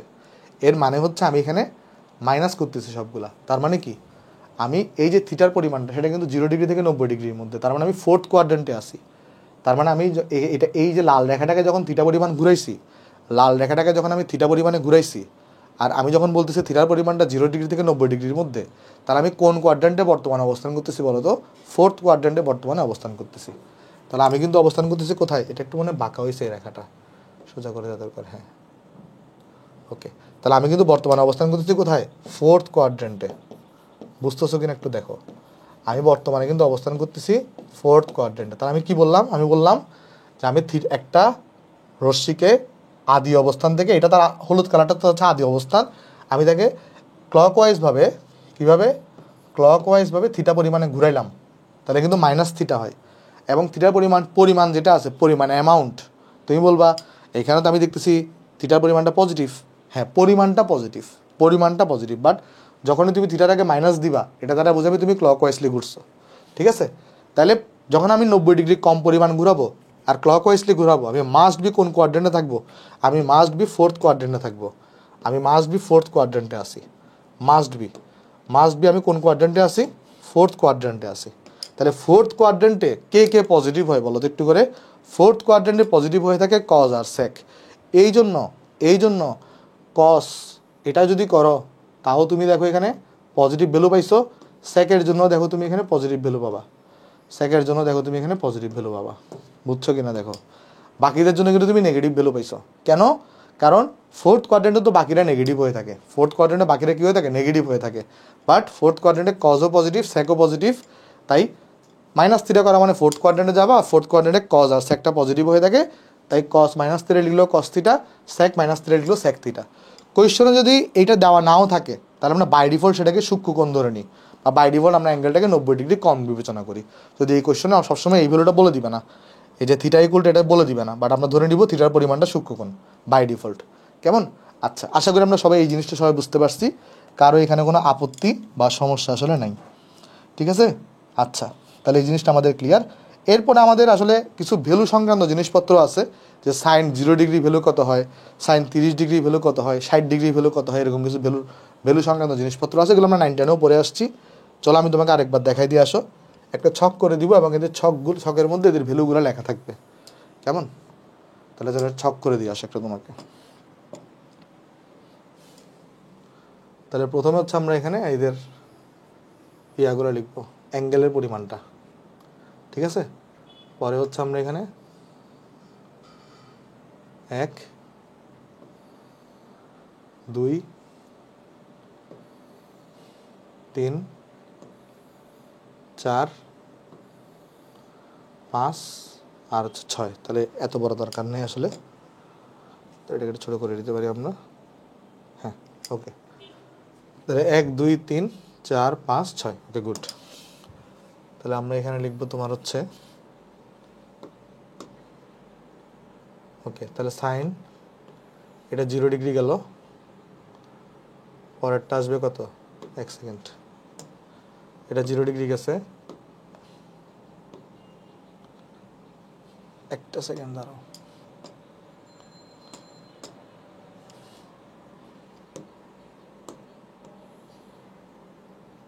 এটা 0 ডিগ্রি, তারপর এটা হচ্ছে 30 ডিগ্রি, তারপর একটা হচ্ছে কত ডিগ্রি? 45 ডিগ্রি, তারপর একটা কত ডিগ্রি? 60 ডিগ্রি, আর এরপর একটা হচ্ছে 90 ডিগ্রি। 90 ডিগ্রি তাহলে এত বড় করার দরকার নেই, এটাকে তাহলে ছোটো করে দিতে পারতেছি আমরা। দাঁড়াও, হচ্ছে আমাদের 90 ডিগ্রি ভ্যালু। তাহলে এই রেখাগুলোকে একটু ছোটো করে দিই। সরি একটু তোমাদের সময় নিচ্ছি।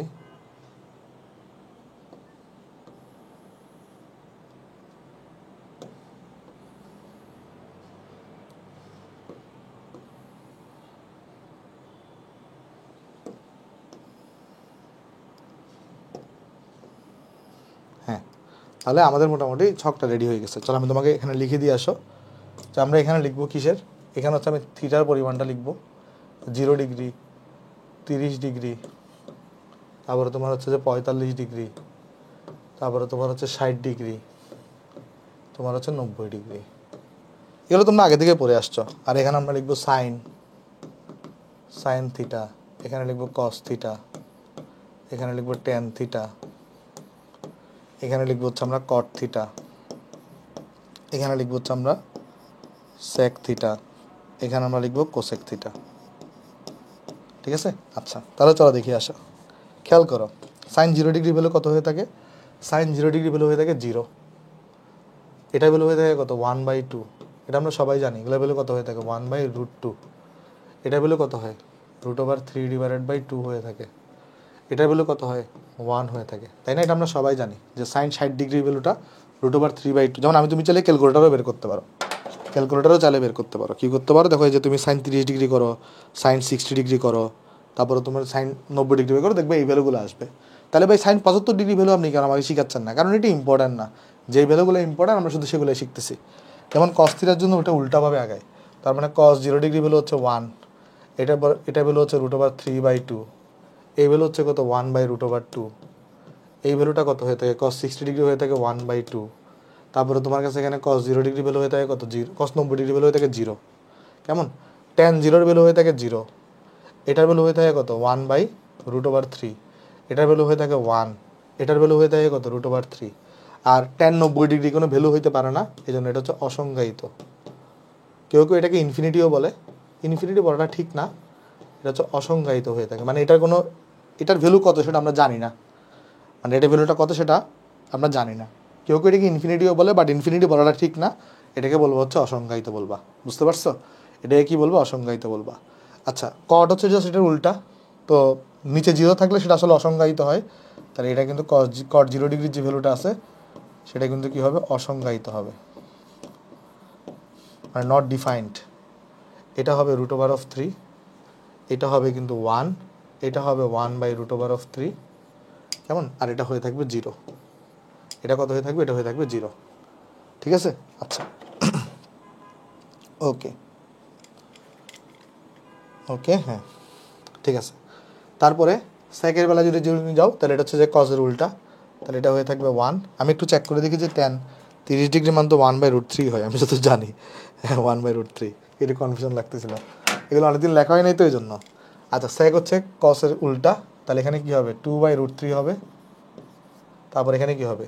√2 হবে, কসের জাস্ট উল্টাটা, তো এটা উল্টাই দিলে কী হবে? এটা 2 হয়ে যাবে। আর 0কে উল্টালে কিন্তু 0 নিচে থাকা মানে সেটা হচ্ছে অসংজ্ঞায়িত, নিচে যদি 0 থাকে সেটা হচ্ছে অসংজ্ঞায়িত হয়। মানে এটাকে কেউ কেউ ইনফিনিটিও লেখে, বাট ত্রিকোণমিতিতে ইনফিনিটি লেখাটা ঠিক না। মানে ধরো তোমার কাছে যদি এখানে একটা ভ্যালু থাকে, ধরো এখানে তোমার কাছে যেটা ভ্যালু আছে, মানে ফাইনাইট ভ্যালু আছে, কেমন? এখানে কি আছে? একটা তোমার কাছে একটা ভ্যালু আছে, ফাইনাইট ভ্যালু, এটার নিচে ধরো 0 আছে, এটার নিচে ধরো 0 আছে, তাহলে এটাকে আমরা কিন্তু অসংজ্ঞায়িত বলি। মানে এটাকে কেউ কেউ ইনফিনিটিও বলে, বাট ইনফিনিটি বলাটা ঠিক না, এটাকে ত্রিকোণমিতিতে আমরা অসংজ্ঞায়িত বলবো। আমরা যখন ত্রিকোণমিতির ম্যাথ করব তখন এটাকে আমরা কি বলবো? অসংজ্ঞায়িত বলবো। বাট যখন আমরা আবার ডিফারেন্সিয়েশনের লিমিটের ম্যাথ করব তখন কিন্তু আমরা আবার 0 থাকলে সেটাকে আমরা ইনফিনিটি বলি, বাট ইনফিনিটি বলাটা ঠিক না, বাট ম্যাথের সুবিধার জন্য এটা করতে হয়।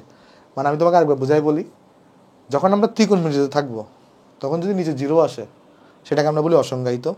বাট যখন তোমরা ডিফারেন্সিয়েশনের লিমিটের ম্যাথ করবা দেখবা কিছু ইনফিনিটির ম্যাথ আছে, যখন নিচে 0 থাকবে তখন সেটাকে ইনফিনিটি বলা হয়, কেমন? আচ্ছা, এক্স টেন্ডস টু ইনফিনিটি, মানে তখন সেক্ষেত্রে আবার একটা ব্যাপার আছে, টেন্ডস টু ইকুয়াল।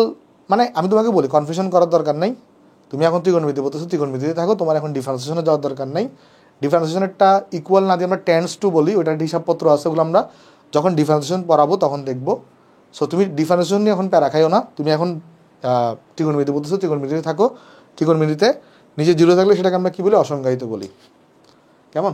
আচ্ছা, আর কোসেকের বেলায় যেহেতু 0 আছে তাহলে এটাকে সাইনের ওটা উল্টা, তাহলে 0কে যদি উল্টাই দাও তাহলে 0 নিচে থাকবে, তাহলে এখানে কী হবে অ্যাকচুয়ালি বলো তো? এখানে কোসেক থিটা এটা কিন্তু হবে অসংজ্ঞায়িত, তাহলে এটা এখানে কী হবে? এটা হবে ওখানে অসংজ্ঞায়িত, এটা হবে এখানে অসংজ্ঞায়িত। তারপর এখানে কি হবে? এটা হবে 2, এটা কত হবে? এটা হবে √2, এটা কত হবে? এটা হবে 2/√3, এটা কত হবে? এটা হবে 1কে উল্টালে 1ই পাবা, কেমন? তাহলে এই জিনিসটা এখানে কিন্তু আমাদের এখানে আসছে। আশা করি আমরা মোটামুটি সবাই বুঝতে পারছি যে কজের সূত্র, মানে এদের 90 ডিগ্রি পর্যন্ত ভ্যালু যেগুলো আছে সেগুলো সম্পর্কে আমরা কিন্তু সবাই এখানে বুঝতে পারলাম, কেমন?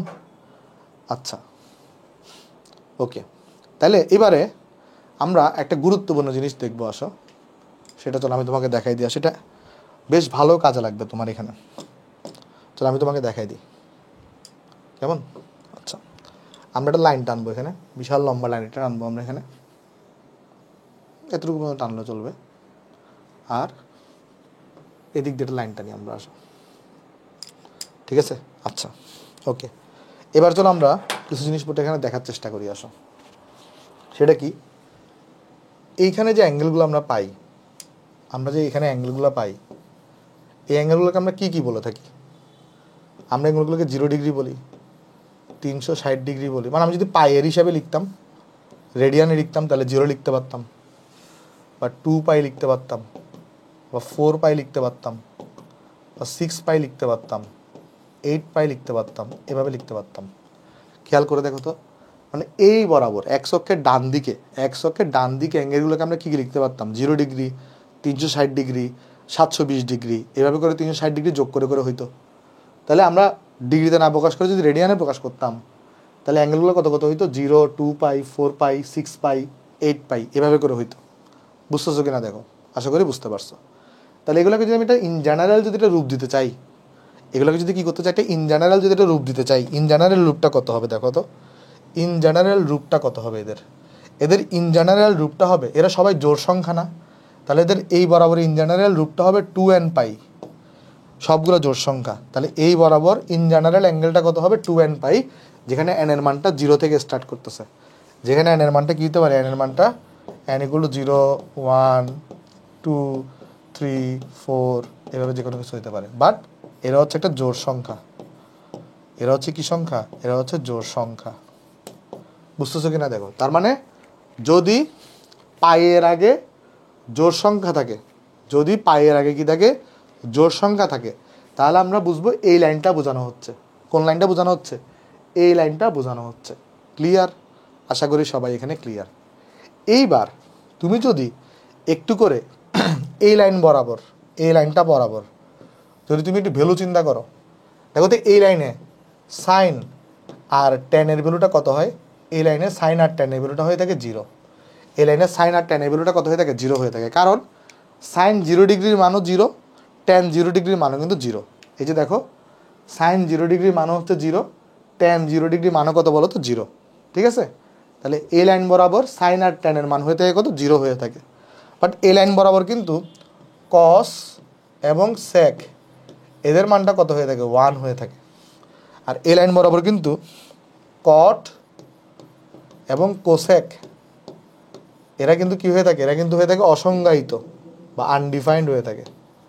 এরা হয়ে থাকে অসংজ্ঞায়িত বা আনডিফাইন্ড হয়ে থাকে। মানে বাংলায় যদি বলি তাহলে হচ্ছে অসংজ্ঞায়িত। বুঝতে পারছো কিনা দেখো। আশা করি এতটুকুতে আমাদের কারো কোনো সমস্যা নাই আসলে। আচ্ছা, এই দিককার যে অ্যাঙ্গেলগুলা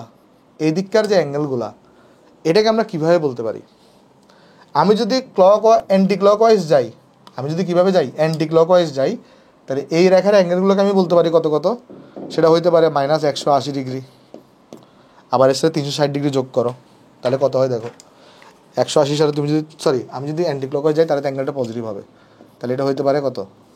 হইতে পারে সেটা 180 ডিগ্রি হইতে পারে। তারপরে হইতে পারে কত? 180 সালে তুমি 360 যোগ করো, তাহলে হইতে পারে এটা 540 ডিগ্রি হইতে পারে। তারপর হইতে পারে কত? আরও 360 যোগ করো, হইতে পারে 900 ডিগ্রি হইতে পারে। ঠিক আছে? আর তুমি যদি ক্লকওয়াইজভাবে অ্যাঙ্গেলটা হিসাব করো, তাহলে এই লাইনের অ্যাঙ্গেলগুলো কত হবে? ক্লকওয়াইজভাবে হিসাব করলে জাস্ট এখানে নেগেটিভ চলে আসবে, তাই না? নেগেটিভ এটা, নেগেটিভ এইটা, নেগেটিভ এইটা, এরকম চলে আসবে। বুঝতেছো কিনা দেখো। ক্লিয়ার? আচ্ছা, বাট আমার তো এটাকে ডিগ্রিতে প্রকাশ করতে হবে। আমার এগুলোকে কিসে প্রকাশ করতে হবে? ডিগ্রিতে। ডিগ্রিতে প্রকাশ করলে কী হয় জানো? এই অ্যাঙ্গেলগুলো কত হয় জানো? ডিগ্রিতে প্রকাশ করলে অ্যাঙ্গেলগুলো হবে পাই, কত কত হবে? পাই, 3 পাই, 5 পাই, 7 পাই, এভাবে করে হবে এই অ্যাঙ্গেলগুলো। এই লাইন বরাবর অ্যাঙ্গেলগুলো কত হবে? পাই, 180 ডিগ্রি, বা 540 ডিগ্রি, বা 900 ডিগ্রি, এভাবে করে করে হবে। যেটাকে যদি আমরা রেডিয়ানে প্রকাশ করি, তাহলে পাই, 3 পাই, 5 পাই, 7 পাই, এগুলো করে হবে। আর তুমি যদি কী করতা? এই যে ক্লকওয়াইজ হিসাব করো, তাহলে কিন্তু -পাই, -3 পাই, -5 পাই, -7 পাই, এরকম করে আসবে।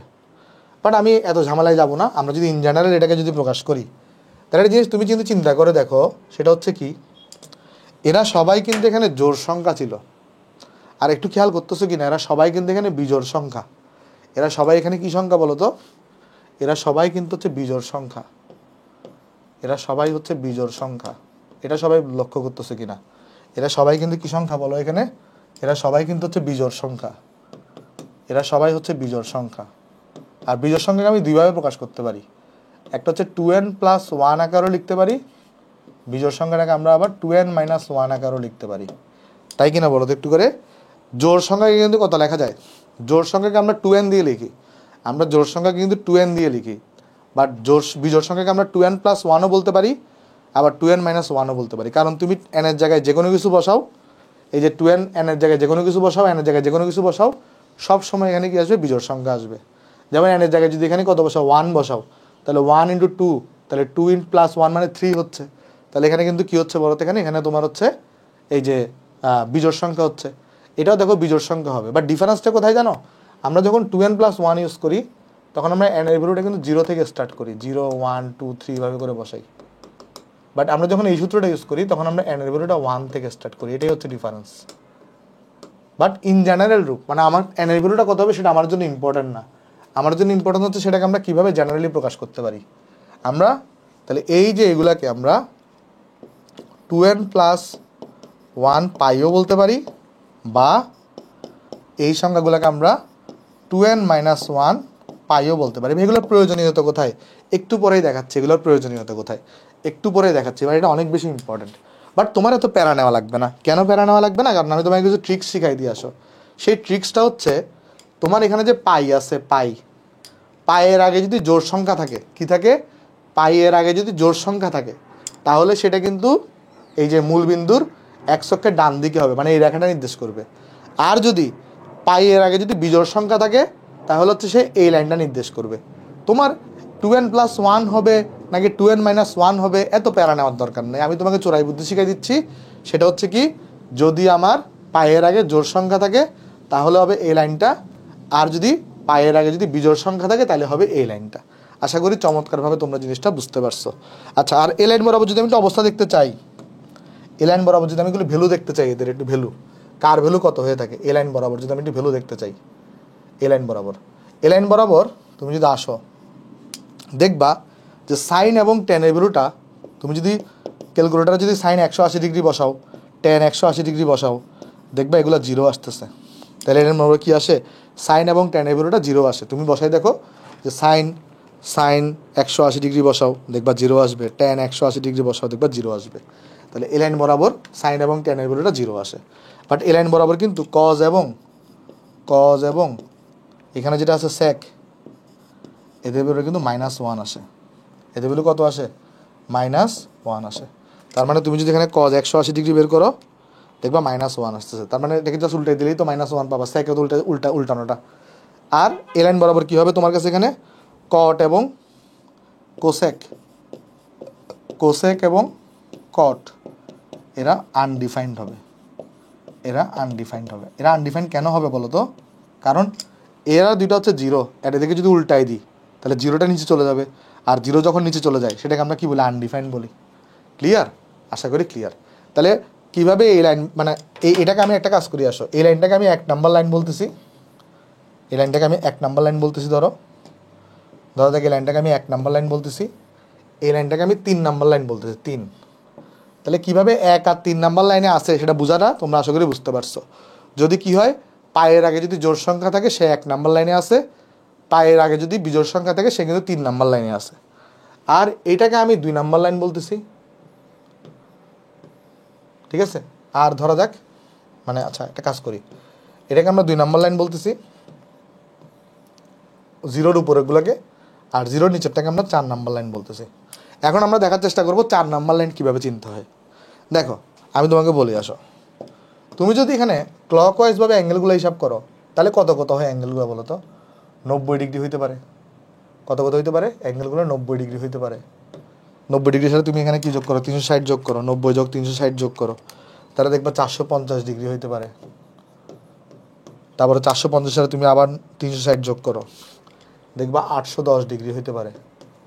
এর সাথে আবার 360 যোগ করো, 1170 ডিগ্রি হইতে পারে, 1170 ডিগ্রি হইতে পারে। এদেরকে যদি আমি একটা ইন জেনারেল ওয়েতে প্রকাশ করতে চাই তাহলে কীভাবে প্রকাশ করা যায় জানো, এদেরকে প্রকাশ করার উপায় হচ্ছে 4n প্লাস 1 আর হচ্ছে π/2। এদেরকে আমরা যদি ক্লকওয়াইজলি হিসাব করি তাহলে ইন জেনারেল প্রকাশ করার উপায় হচ্ছে এটা। বাট এদেরকে যদি আমি অ্যান্টি ক্লকওয়াইজভাবে হিসাব করতাম তাহলে অ্যান্টি ক্লকওয়াইজভাবে হিসাব করলে অ্যাঙ্গেলটা কত হইতো বলো তো? আমি যদি অ্যান্টি ক্লকওয়াইজভাবে হিসাব করতাম এই অ্যাঙ্গেলটা কিন্তু -270 হইতো। এই যে এই অ্যাঙ্গেলটাকে যদি আমি হিসাব করতে এই অ্যাঙ্গেলটাকে যদি আমি ক্লকওয়াইজ হিসাব করতাম তাহলে কিন্তু দেখো অ্যান্টি ক্লকওয়াইজভাবে যদি হিসাব করো, কীভাবে যদি হিসাব করো, অ্যান্টি ক্লকওয়াইজভাবে যদি হিসাব করো তাহলে এই রেখাটাকে জেনারেল অ্যাঙ্গেল হচ্ছে এটা। আর যদি ক্লকওয়াইজভাবে তুমি যদি হিসাব করো তাহলে এটার জেনারেল অ্যাঙ্গেল কত হবে তখন? 4n - 3 π/2। 4n - 3 π/2। কেন? কারণ দেখো ক্লকওয়াইজভাবে হিসাব করলে অ্যাঙ্গেলটা কত হবে? -270 পরে আবার ওর সাথে আরও -360 কর, তাহলে -270 প্লাস -360 এটা এখন হবে -630। কেমন? মানে আমি যদি এখানে এই 2 নম্বর লাইনটাকে যদি আমি কি করি, আমি যদি অ্যান্টি ক্লকওয়াইজভাবে যদি অ্যাঙ্গেল হিসাব করতাম 2 নম্বর লাইনের অ্যাঙ্গেল আসতো কত 90 আসতো। 90-এর সাথে তুমি 360 যোগ করো, 450 আসতো। 450-এর সাথে তুমি এখানে তখন কি যোগ করো, আরও 360 যোগ করো, 810 আসতো। এভাবে করে চলতে থাকতো। আর রেডিয়ানে যদি হিসাব করো, রেডিয়ানে এটা কত হইতো? এটা π/2 হইতো। রেডিয়ানে যদি হিসাব করো তাহলে π/2 সাথে কি করো, আরও 2π যোগ করো, তাহলে কত হইতো? এই যে তোমার এখানে তখন তাহলে এখানে কিন্তু হইতো 5π/2 হইতো। কারণ π/2 সাথে তুমি যদি আরও 2 যোগ করো, মানে 1/2 সাথে যদি 2 যোগ করো তাহলে 5/2 হয়। তারপরে যদি আরও যদি কী করো তাহলে দেখি তো এখানে বেরোটা আসে কি না। হ্যাঁ আসছে। এরপরে কত আসতো? এরপরে আসতো 9π/2 আসতো। এরপরে কত আসতো? 13π/2 আসতো। এভাবে এটা কিন্তু চলতে থাকতো। তো এই জিনিসটাকে আমরা জেনারেলি কী প্রকাশ করতে পারি? দেখো এটাকে আমরা জেনারেলি কী প্রকাশ করতে পারি? এটাকে আমরা জেনারেলি এটা দিয়ে প্রকাশ করতে পারি যে 4n + 1 π/2। আর তুমি যদি ক্লকওয়াইজ হিসাব করতে অ্যাঙ্গেলগুলো কত আসতো? ক্লকওয়াইজ হিসাব করলে -270 আসতো, কারণ এটা 90 90 টোটাল হচ্ছে এখানে -270। এইভাবে করে করে আসতো। বুঝতে পারছো? তাহলে অ্যাঙ্গেলটা কত আসতো? -270 আসতো। তারপরে কত আসতো? তারপরে আসতো -270 -360। এরপরের অ্যাঙ্গেলটা আসতো -630।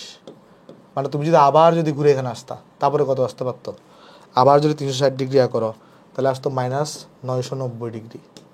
আর ওটাগুলোকে যদি রেডিয়ানে প্রকাশ করো, এগুলোকে যদি সবগুলোকে রেডিয়ানে প্রকাশ করো এবং তার যদি একটা সংক্ষিপ্ত রূপ দেখতে চাও তাহলে সেটা আসবে হচ্ছে 4n - 3 π/2।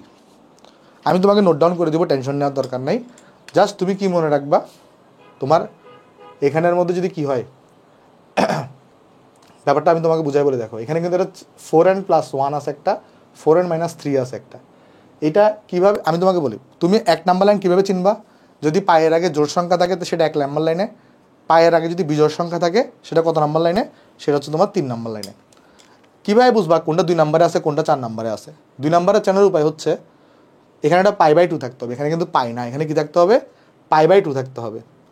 আর একটা জিনিস তুমি চিন্তা করে দেখো তো, আমি যদি তোমাকে জিজ্ঞেস করি এই সংখ্যাটাকে, কোন সংখ্যাটাকে, এই সংখ্যাটাকে তুমি যদি 4 দ্বারা ভাগ করো, এই সংখ্যাটাকে তুমি যদি কত দ্বারা ভাগ করো? 4 দ্বারা ভাগ করো, তাহলে ভাগশেষ কত আসবে বলতে পারবা? এই সংখ্যাটাকে তুমি যদি 4 দ্বারা ভাগ করো তাহলে ভাগশেষ কত আসবে বলতে পারবা? ভাগশেষ আসবে হচ্ছে 1 বা +1। তাহলে ভাগশেষ যদি কত আসে? +1 আসে, তাহলে সেটা হচ্ছে 2 নাম্বার লাইনে অবস্থিত। ঠিক আছে? যে সংখ্যাটা থাকবে সেই সংখ্যাটাকে আমরা 4 দ্বারা ভাগ করবো, আর এখানে π/2 থাকতে হবে। আমি দেখাই দিব ক্যালকুলেশন কীভাবে করতে হয়, জাস্ট একটু জেনে রাখি আমার আগে। ঠিক আছে? তাহলে এটা আমরা মুছে দিয়ে আসো। এবার আসি আমরা 4 নাম্বার লাইনকে কীভাবে আমরা জেনারেল একটা অ্যাঙ্গেল দিয়ে রিপ্রেজেন্ট করি। 4 নাম্বার লাইনটাকে জেনারেল অ্যাঙ্গেল দিয়ে রিপ্রেজেন্ট করার উপায় হচ্ছে, এটা যদি তুমি যদি কিছু করো ক্লকওয়াইজ হিসাব করো তাহলে এখানে হবে 4n - 1 π/2, বা এখানে একটা আসতে পারে 4n + 3 π/2। মানে দেখো একটা জিনিস, 2 নাম্বার লাইনের জেনারেল অ্যাঙ্গেল হচ্ছে 4n + 1 π/2 অথবা 4n - 3 π/2, আর 4 নাম্বার লাইনের জেনারেল অ্যাঙ্গেল হচ্ছে 4n - 1 π/2 বা 4n + 3 π/2। তুমি বলতে পারো জেনারেল অ্যাঙ্গেল 2টা কেন আসছে? জেনারেল অ্যাঙ্গেল 2টা আসার কারণ হচ্ছে একটা হচ্ছে ক্লকওয়াইজের জন্য, একটা হচ্ছে অ্যান্টি ক্লকওয়াইজের জন্য। এখন তুমি এটা প্রশ্ন করতে পারো তাহলে এখানে কেন অ্যাঙ্গেল 2টা আসে নাই? কারণ তুমি চিন্তা করে দেখো 1 আর 3 নাম্বারের ক্ষেত্রে তুমি ক্লকওয়াইজ যাও মানে অ্যান্টি ক্লকওয়াইজ যাও অথবা ক্লকওয়াইজ যাও, সেম জায়গাতেই পৌঁছাচ্ছ। 1 এর বেলায়ও সেম। তুমি এখানে অ্যান্টি ক্লকওয়াইজভাবে যাও অথবা ক্লকওয়াইজভাবে যাও, সেম পরিমাণই তোমাকে অতিক্রম করতে হচ্ছে, এই জন্য তুমি একটা অ্যাঙ্গেল পাইছো। বাট 2 আর 4 এর বেলায় কিন্তু সেম না। তুমি যদি অ্যান্টি ক্লকওয়াইজভাবে যাও তাহলে তোমাকে অতিক্রম করতে হচ্ছে এক ধরনের অ্যাঙ্গেল, তুমি যদি ক্লকওয়াইজভাবে যাও তোমাকে অতিক্রম করতে হচ্ছে আরেক ধরনের অ্যাঙ্গেল, পরিমাণটা ভিন্ন এখানে, তাই না? এই জন্য অ্যাঙ্গেল আসছে 2টা, অ্যাঙ্গেল আসছে এখানেও কয়টা 2টা, কারণ এখানে দেখো ক্লকওয়াইজ গেলে এক ধরনের অ্যাঙ্গেল, অ্যান্টি ক্লকওয়াইজ গেলে আরেক ধরনের অ্যাঙ্গেল, ঠিক আছে? এই জন্য অ্যাঙ্গেল আসছে এখানে 2টা। আচ্ছা, আশা করি আমরা এতটুকু সবাই এখানে বুঝতে পারতেছি। ওকে, এবার আসো আমি যদি কী করতে চাই, যদি বলি এইখানে এই জায়গাটাতে কার ভ্যালু কত কত, এই জায়গায় তুমি যদি সাইন, এই জায়গায় তুমি যদি কী করো সাইন, আর যদি কোসেকের ভ্যালু বের করো কোসেক, তাহলে দেখবে এই ভ্যালুটা আসবে 1। তারপরে তুমি যদি কী করো এই জায়গায় যদি তুমি কী করো টেন, আর যদি তুমি এখানে যদি কার ভ্যালু বের করো সেক, সেটা আসবে অসংজ্ঞায়িত বা আনডিফাইন্ড। এগুলো মুখস্থ রাখতে হয় না, আমি জাস্ট তোমাকে লিখে দিচ্ছি এমনিতে। আর তুমি যদি এখানে কী করো কস আর কটের ভ্যালু বের করো এই জায়গায়, তাহলে আসবে 0। এগুলো মুখস্থ করার দরকার নাই, মেনলি কী মুখস্থ করতে হবে সেটা আমি তোমাকে বলে দিব, টেনশন নিও না। আর এই জায়গাটাতে ফোর্থের এখানে তুমি যদি অ্যাঙ্গেল হিসাব করো সাইন, আর যদি তুমি কোসেকের ভ্যালু যদি বের করতে চাও তাহলে খেয়াল করে দেখো, উপরে যদি +1 থাকে নিচে কী হবে, নিচে হবে -1। আর এখানে কী হবে এরপর এখানে হবে কস আর কট, কস আর কট, এটা ভ্যালু হবে তোমার কাছে 0। আর এখানে টেন আর স্যাক হয়ে থাকে তোমার কাছে এখানে অসংজ্ঞায়িত। এইবার আমি তোমাকে চলো যেটা মনে রাখতে হবে সেটা আমি শিখাই দিব, এবং কি কি ম্যাথ আসতে পারে আমি তোমাকে সেটাও চলো দেখা দিব। তোমাকে বেসিক্যালি মনে রাখতে হবে 1 নাম্বার লাইনের জন্য অ্যাঙ্গেল কত, 2 নাম্বার লাইনের জন্য অ্যাঙ্গেল কত, 3 নাম্বার লাইনের জন্য অ্যাঙ্গেলটা কত, 4 নাম্বার লাইনের জন্য অ্যাঙ্গেলটা কত, এটা মনে রাখতে হবে জাস্ট।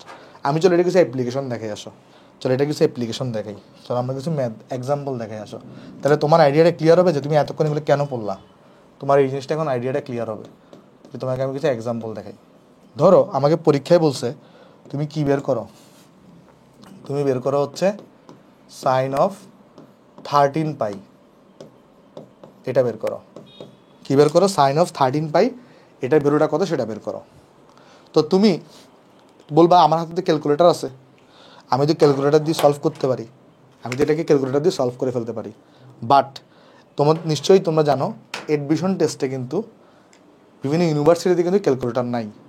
সো আমি বলছি আমাদের কোর্সগুলো এমনভাবে ডিজাইন করা, বা আমাদের যে ইউটিউবে যখন আমি পড়াবো এমনভাবে ডিজাইন করা যেন তোমার একাডেমিক তো কভার হয়ই, এইচএসসিও কভার হয়, এডমিশনও যেন কভার হয়ে যায়। মানে বেসিক্যালি এইখানে যে টপিকটা পড়াইছি না, এই যে টপিকটা পড়াইছি না, এটা আসলে এইচএসসির জন্য না, এটা আসলে বেসিক্যালি এডমিশনের জন্য। এই টপিকটা যেটা পড়াইছি সেটা হচ্ছে আসলে এডমিশনের জন্য, এটা এইচএসসির জন্য ইম্পর্ট্যান্ট না, এটা এডমিশনের জন্য। কারণ এইচএসসিতে তোমার কাছে ক্যালকুলেটর আছে, সো তুমি ক্যালকুলেটর দিয়ে ইজিলি বের করে ফেলতে পারবা। সাইন 13 পাইয়ের ভ্যালু কত, এটা ক্যালকুলেটর দিয়ে তুমি ইজিলি বের করে ফেলতে পারবা, এটা নিয়ে তোমার চিন্তা করা লাগবে না। বাট যখন ক্যালকুলেটর তোমার কাছে নাই, যেমন ভার্সিটি পরীক্ষা তোমার কাছে ক্যালকুলেটর থাকবে না, তখন কীভাবে করবা? এখন চলো আমি শিখাই দিয়ে আসো। এখন দেখো, এখন মজাগুলো বুঝতে পারবা। দেখো অ্যাট ফার্স্ট আমি এটা ভ্যালু বের করবো, রাইট? এটার আমি ভ্যালু বের করবো, তাহলে আগে এটাকে অ্যানালাইসিস করি আসো। এখানে কি লেখা আছে? 13 পাই লেখা আছে, 13 পাই। আচ্ছা বলো, পায়ের আগে কি জোড় সংখ্যা নাকি বিজোড় সংখ্যা?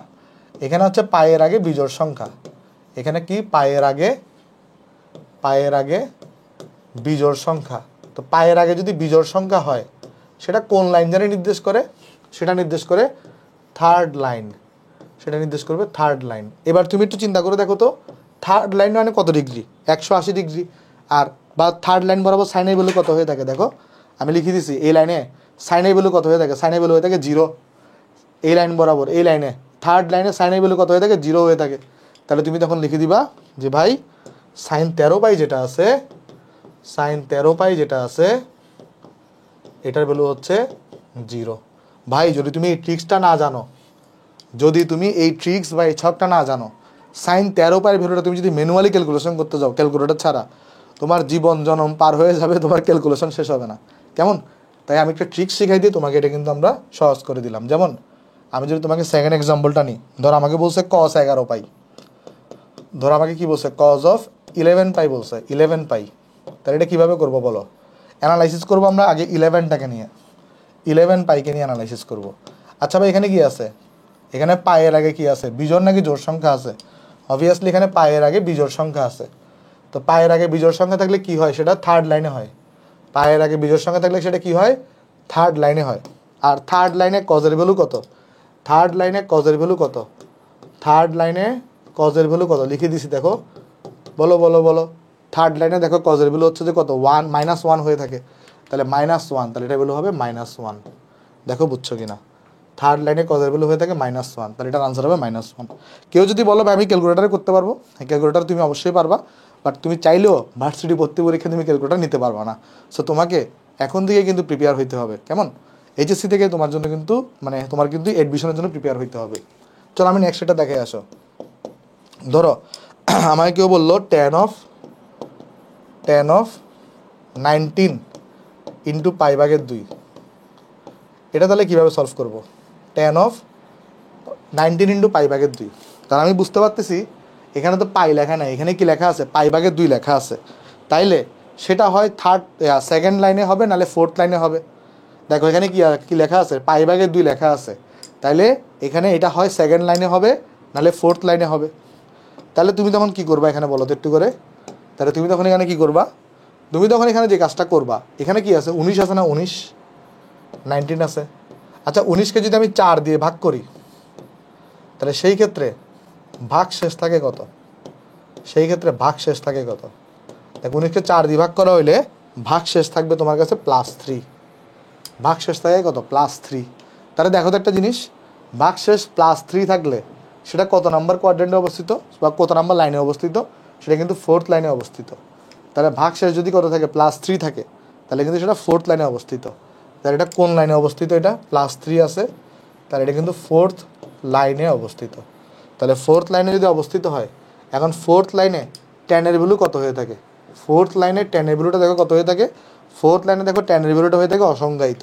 তাইলে আমরা এখান থেকে পেয়ে গেলাম tan of 19 ইন্টু π/2 = হচ্ছে অসংজ্ঞায়িত। বুঝছো?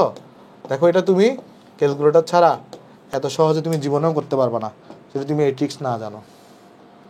আচ্ছা তাহলে চলো আমরা নেক্সট এক্সাম্পলে চলে যাই। ধরো আমাকে বলছে কোসেক 11 ইন্টু π/2, এটা বলছে। তাহলে এখানে দেখো এখানে এটা π/2 আছে, তাহলে এটা অবশ্যই হয় সেকেন্ড লাইনে নাহলে ফোর্থ লাইনে অবস্থিত। তাহলে এখানে π/2 এর আগে সংখ্যাটা কত, সংখ্যা হচ্ছে 11। তাহলে 11কে যদি আমি এখানে 11টাকে যদি আমি কি করি, এখানে 4 দ্বারা ডিভাইড করি এবং যদি আমি এখানে ভাগশেষ বের করি, তাহলে কত আসবে সেটা ভাগশেষ, ভাগশেষ এখানে আসবে +3। তাহলে ভাগশেষ যদি +3 থাকে, দেখো ভাগশেষ যদি +1 হইতো তাহলে সেটা সেকেন্ড লাইনে, ভাগশেষ +3 হলে সেটা ফোর্থ লাইনে। তাহলে এটা হবে ফোর্থ লাইনে, এটা হবে কোন লাইনে, এটা হবে ফোর্থ লাইনে, এটা হবে ফোর্থ লাইনে। তাহলে ফোর্থ লাইনে তুমি খেয়াল করে দেখো তো, ফোর্থ লাইনে তোমাকে আমি কী শিখাইছি, ফোর্থ লাইনে কোসেকের ভ্যালু কত হয়, ফোর্থ লাইনে দেখো, এই ফোর্থ লাইনে দেখো কোসেকের ভ্যালু হয় -1। তাহলে তখন তুমি এখানে কি লিখে দিবা যে কোসেক 11 ইন্টু π/2, 11 ইন্টু π/2 = হচ্ছে -1। তাহলে শেষ। তাহলে এটা হচ্ছে আমার কাছে এখানে আনসার। ঠিক আছে, আশা করি সবাই জিনিসটা এখানে বুঝতে পারছি। তাহলে দেখো এরপরে যাই। এরপরে ধরো আমাকে বলছে cot of 30π, cot of, ধরো আমাকে বলা হয়েছে cot of 30π। তাহলে আমাকে একটু করে বলো তো, এখানে কিন্তু π/2 না, এখানে কিন্তু পাই আছে। তাহলে এখানে সংখ্যাটা কত, এখানে সংখ্যা হচ্ছে তোমার 30π। তাহলে পায়ের আগে কি জোড় সংখ্যা নাকি বিজোড় সংখ্যা? অবভিয়াসলি পায়ের আগে জোড় সংখ্যা। তাহলে পায়ের আগে কি সংখ্যা, পায়ের আগে হচ্ছে তোমার এখানে জোড় সংখ্যা। তাহলে পায়ের আগে যদি জোড় সংখ্যা হয়ে থাকে, তাহলে সেটা কত নাম্বার লাইনে অবস্থিত হয়? তোমাদের শিখাইছি ভাই, এটা কিন্তু 1 নাম্বার লাইনে অবস্থিত হয়। তাহলে এটা কোন লাইনে থাকবে, এটা থাকবে কিন্তু ফার্স্ট লাইনে। তাহলে ফার্স্ট লাইনে কটের ভ্যালুটা কত হয়ে থাকে, কটের ভ্যালু হয়ে থাকে কিন্তু আমরা দেখো শিখাইছি তোমাকে এখানে, ফার্স্ট লাইনে কটের ভ্যালুটা কিন্তু অসংজ্ঞায়িত হয়। তাহলে এই যে cot 30π, তাহলে এই যে cot 30π, তোমার কিন্তু পরীক্ষা এগুলো লেখা লাগবে না, এই ক্যালকুলেশনগুলো তুমি মনে মনে করবা, তুমি দেখবা আনসার বলবা, কেমন? তাহলে cot of 30π এর ভ্যালু কিন্তু হবে কি, অসংজ্ঞায়িত। ঠিক আছে, আর সত্যি কথা বলতে তুমি যদি কি করো, এখানে যে আমি যেটা লিখে দিছি এইটা, এই পৃষ্ঠাটা, এটা যদি 4-5 বার যদি লিখে লিখে প্র্যাকটিস করো, এটা অটোমেটিক্যালি তোমার মুখস্থ হয়ে যাবে। ভাই 1.5 ঘন্টা হয়ে গেছে, আমি তাও একটু করে অল্প করে পড়াই দিই, একটু আগাই দিই, কেমন? একটু বেশি সময় লাগবে, একটু 1 ঘন্টা 45 আর 15 মিনিট সময় নিই তোমাদের থেকে, এক্সট্রিমলি সরি এর জন্য, বেশি সময় নিচ্ছে এই জন্য। তাহলে আশা করি এই পৃষ্ঠাটা তোমরা বুঝতে পারছো। আমি চলো এখন আরও কিছু এক্সাম্পল দেখাই। তাহলে এরপরে ধরো আমি তোমাকে দেখাচ্ছি tan of -35 পাই। ধরো এখানে লেখা আছে tan of -35 পাই। দেখো এত টেনশন নেওয়ার দরকার নেই, -35 থাকুক +35 থাকুক, এখানে কি আছে? পাই আছে। তাহলে এখানে সংখ্যাটা হচ্ছে কত? 35 পাই বা -35 পাই লিখো, সমস্যা নেই। তাহলে এটা কি জোড়, পায়ের আগে কি জোড় সংখ্যা নাকি বিজোড় সংখ্যা? তাহলে অবভিয়াসলি পায়ের আগে তোমার এখানে হচ্ছে বিজোড় সংখ্যা। তাহলে এখানে হচ্ছে পায়ের আগে হচ্ছে বিজোড় সংখ্যা। তাহলে পায়ের আগে যদি বিজোড় সংখ্যা হয়ে থাকে, সেটা জানি কত নাম্বার লাইনে অবস্থিত হয়? সেটা অবস্থিত হয় 3 নাম্বার লাইনে। তাহলে সেটা অবস্থিত হয় 3rd লাইনে। তাহলে 3rd লাইনে যদি কেউ অবস্থিত হয়ে থাকে, 3rd লাইনে tan এর ভ্যালুটা কত? দেখো তো, শিখিয়েছিলাম তোমাকে 3rd লাইনে tan এর ভ্যালুটা কিন্তু 0। তাহলে এখানে আনসার কত হবে? এখানে 0 হবে। তাহলে এখানে আমাদের tan of এই যে কত, এটা -35 পাই, তার ভ্যালু হবে 0। এগুলো ক্যালকুলেটারে করা একদম সহজ, বাট বারবার বললাম ভার্সিটিতে ক্যালকুলেটার থাকবে না, সো তখন তোমার এটা কিন্তু এইভাবেই করতে হবে। তারপরে চলো আমরা নেক্সট এক্সাম্পলে যাই। ধরো নেক্সট এক্সাম্পল আমাকে দিছে cos of কত? -14 ইন্টু π/2। তুমি জানো এটা ম্যাক্সিমাম মানুষজন এটা ভুল করবে, এটা ভুল করবে। কেন? সে মনে করবে এখানে π/2 দেখার পরে এটা হয় সেকেন্ডে নাহলে 4তে অবস্থিত।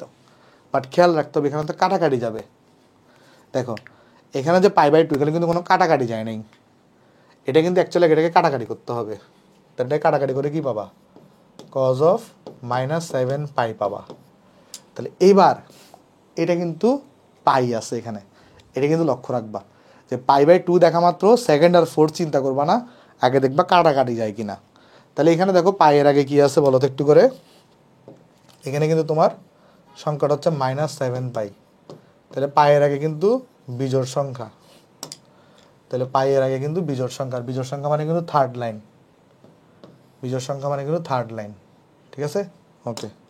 তাহলে এখানে দেখো 3rd লাইনে আমাদের cos এর ভ্যালু কত হয়ে থাকে?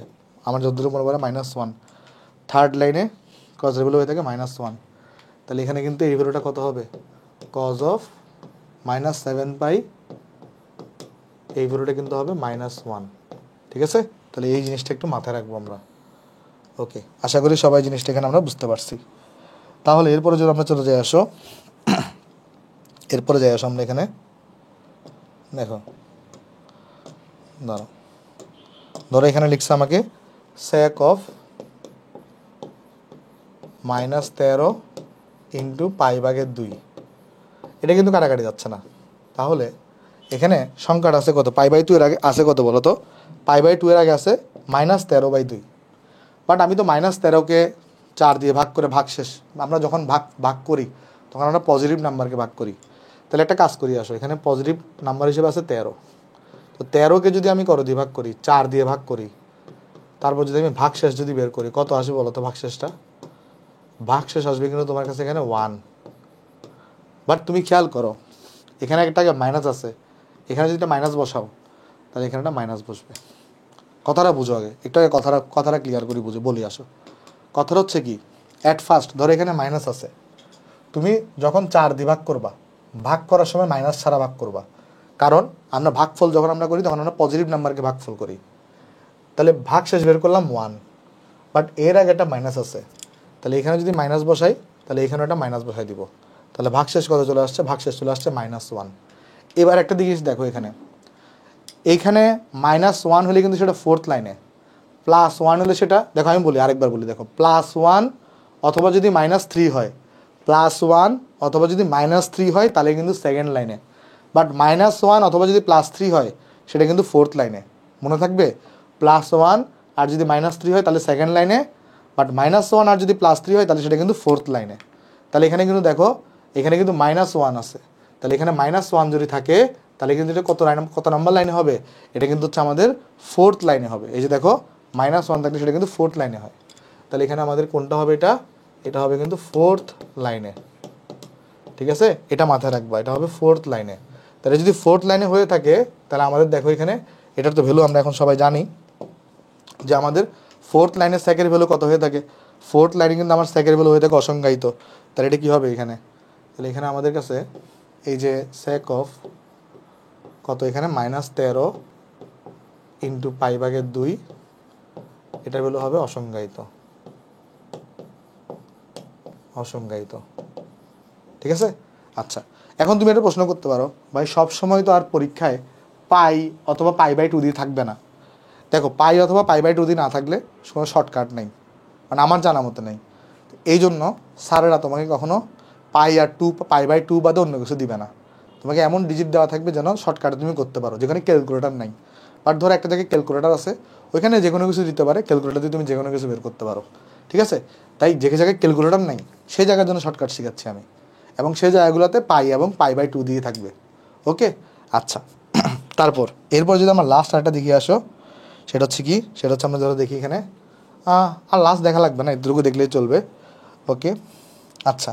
তাহলে আমরা এখানে কিন্তু কী কী পড়ছি আমি তোমাকে একটু দেখাই দিই। এখানে আমরা ফার্স্টে এখানে কিন্তু এদের ফর্মুলাগুলো দেখলাম সবগুলা, এই যে সাইনের ফর্মুলাগুলো দেখলাম। আরও কিছু আসলে জিনিসপত্র আছে, আমি তোমাকে চলো দেখাই দিয়ে আসো একটু করে। আরও কিছু জিনিসপত্র আছে, চলো দেখাই দিয়ে আসো।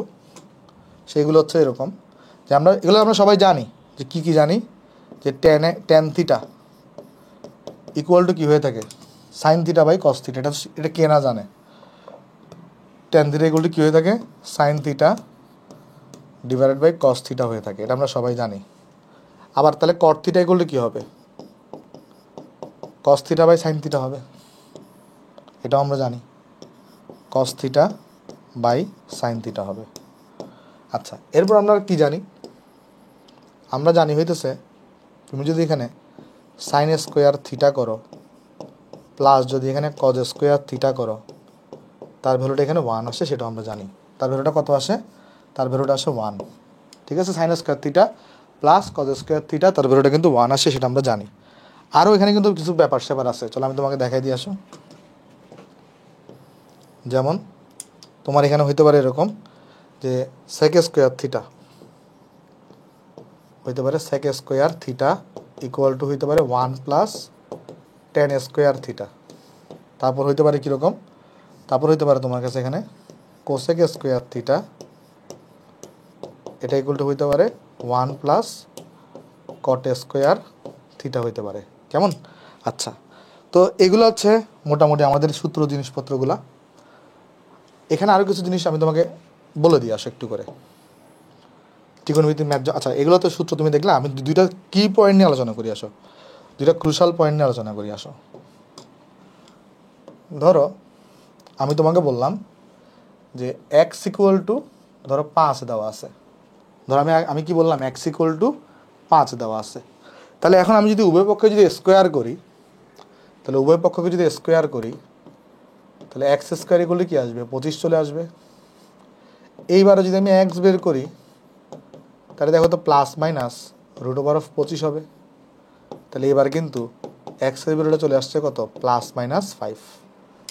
এটা এই জন্যই দেখাইলাম যে আমরা 9-10-এ হর হামেশাই নিজের ইচ্ছা মতো যখন ইচ্ছা থাকছে আমরা কিন্তু স্কোয়ার করে দিই, উভয় পক্ষকে বর্গ করে এই কথাটা লিখে দিই। বাট আমরা এখন বড় হয়েছি, আমরা প্রয়োজন ছাড়া কিছু কিছু দেখবে ম্যাথের মধ্যে স্কোয়ার বের করতে বলতেছে, মানে প্রমাণ করতে বলতেছে, শুধুমাত্র প্রমাণের স্বার্থে বর্গ করবা উভয় পক্ষে, বাট অযথা বর্গ করা যাবে না।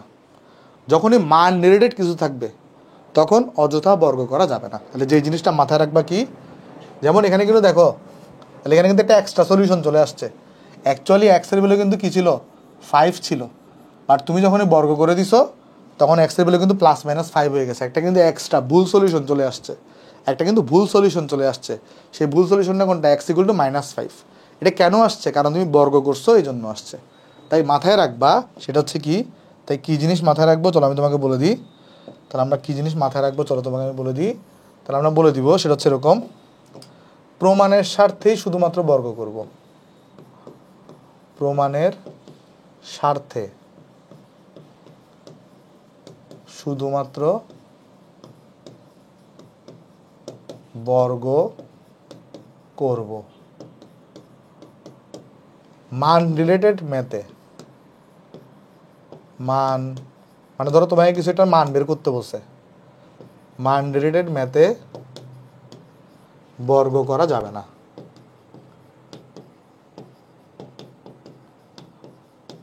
আর একদম যদি অসহায় হয়ে যাও তখনই বর্গ করবা। মানে মেন কথা হচ্ছে এটা, অসহায় হইলেই বর্গ করবা। আগে চেষ্টা করবা বর্গ করা ছাড়া প্রমাণ করা যায় কিনা।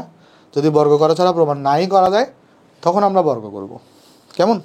আচ্ছা, তারপর ধরো তোমার কাছে এখানে আরেকটা জিনিস এরকম লেখা আছে, কীরকম?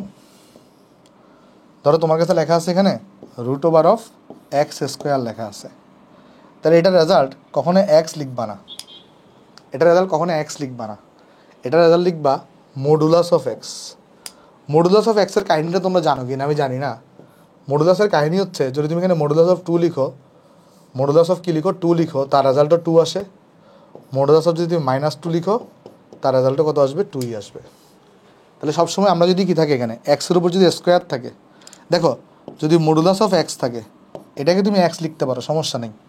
Modulus of x, sorry modulus বলতেছি, √(x) থাকলে এক্স লিখতে পারো, সমস্যা নেই। সরি মডুলাস না, √(x) থাকলে সেটাকে এক্স লিখতে পারো, বাট √(x² থাকলে সেখানে আমরা লিখবো মডুলাস অফ এক্স। এই ছোটো একটা ব্যাপার তোমাকে দেখানোর দরকার ছিল। আচ্ছা, এটা কেন লিখবো এখানে, কেন লিখবো?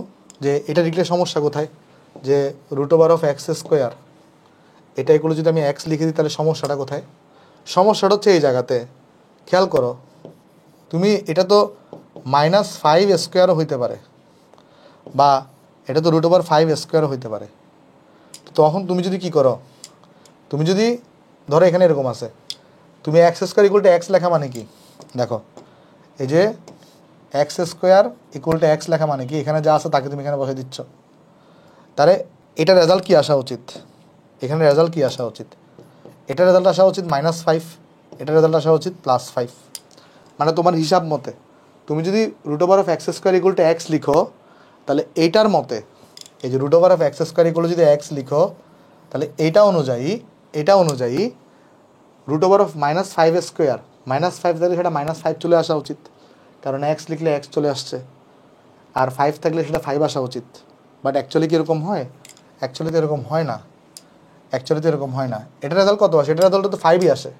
এই যে তুমি যদি কী করো -5, এটাকে যদি স্কোয়ারও করো, এটার রেজাল্ট তো 5 আসে।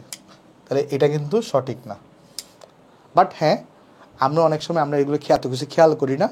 আমরা অনেক সময় √(x² = x লিখে দিই, যেটা লেখা উচিত না।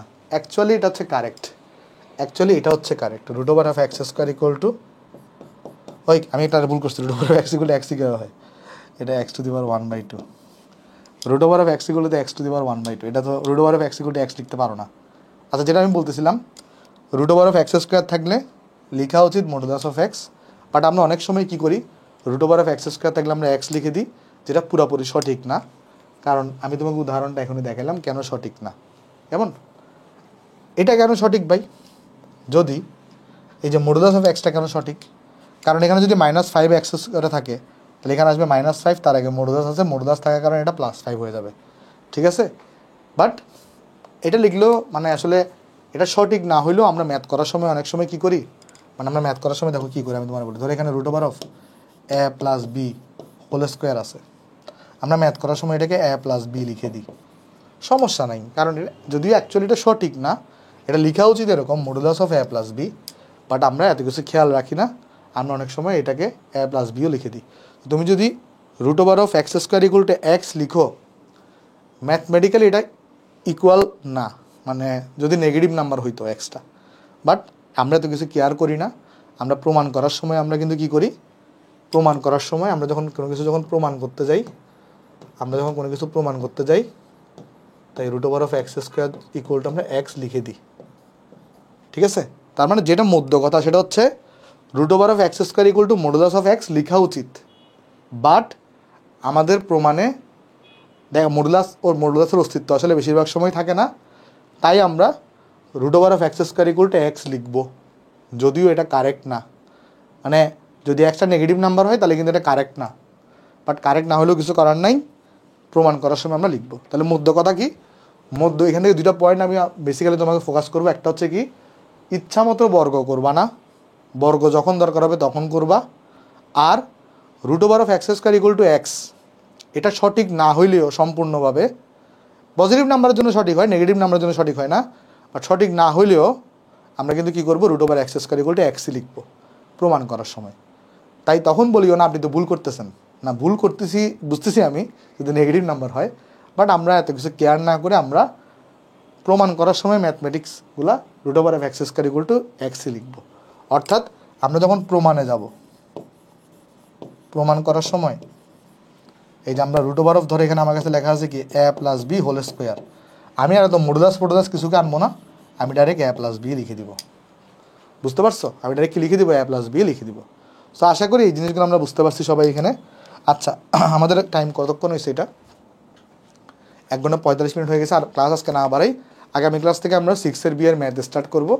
অনেকগুলো ম্যাথ আমরা রাখছি, আগামী ক্লাস থেকে আমরা করব। আজকে এতটুকুই থাক, কেমন? সরি ভাই, আজকে আসলে বেশি থিওরি পড়াইতে গিয়ে একটু আসলে বড় হয়ে গেছে ক্লাসটা, এই জন্য এক্সট্রিমলি সরি। তাহলে সবাই ভালো থাকবে, দেখা হবে নেক্সট ক্লাসে। আসসালামু আলাইকুম।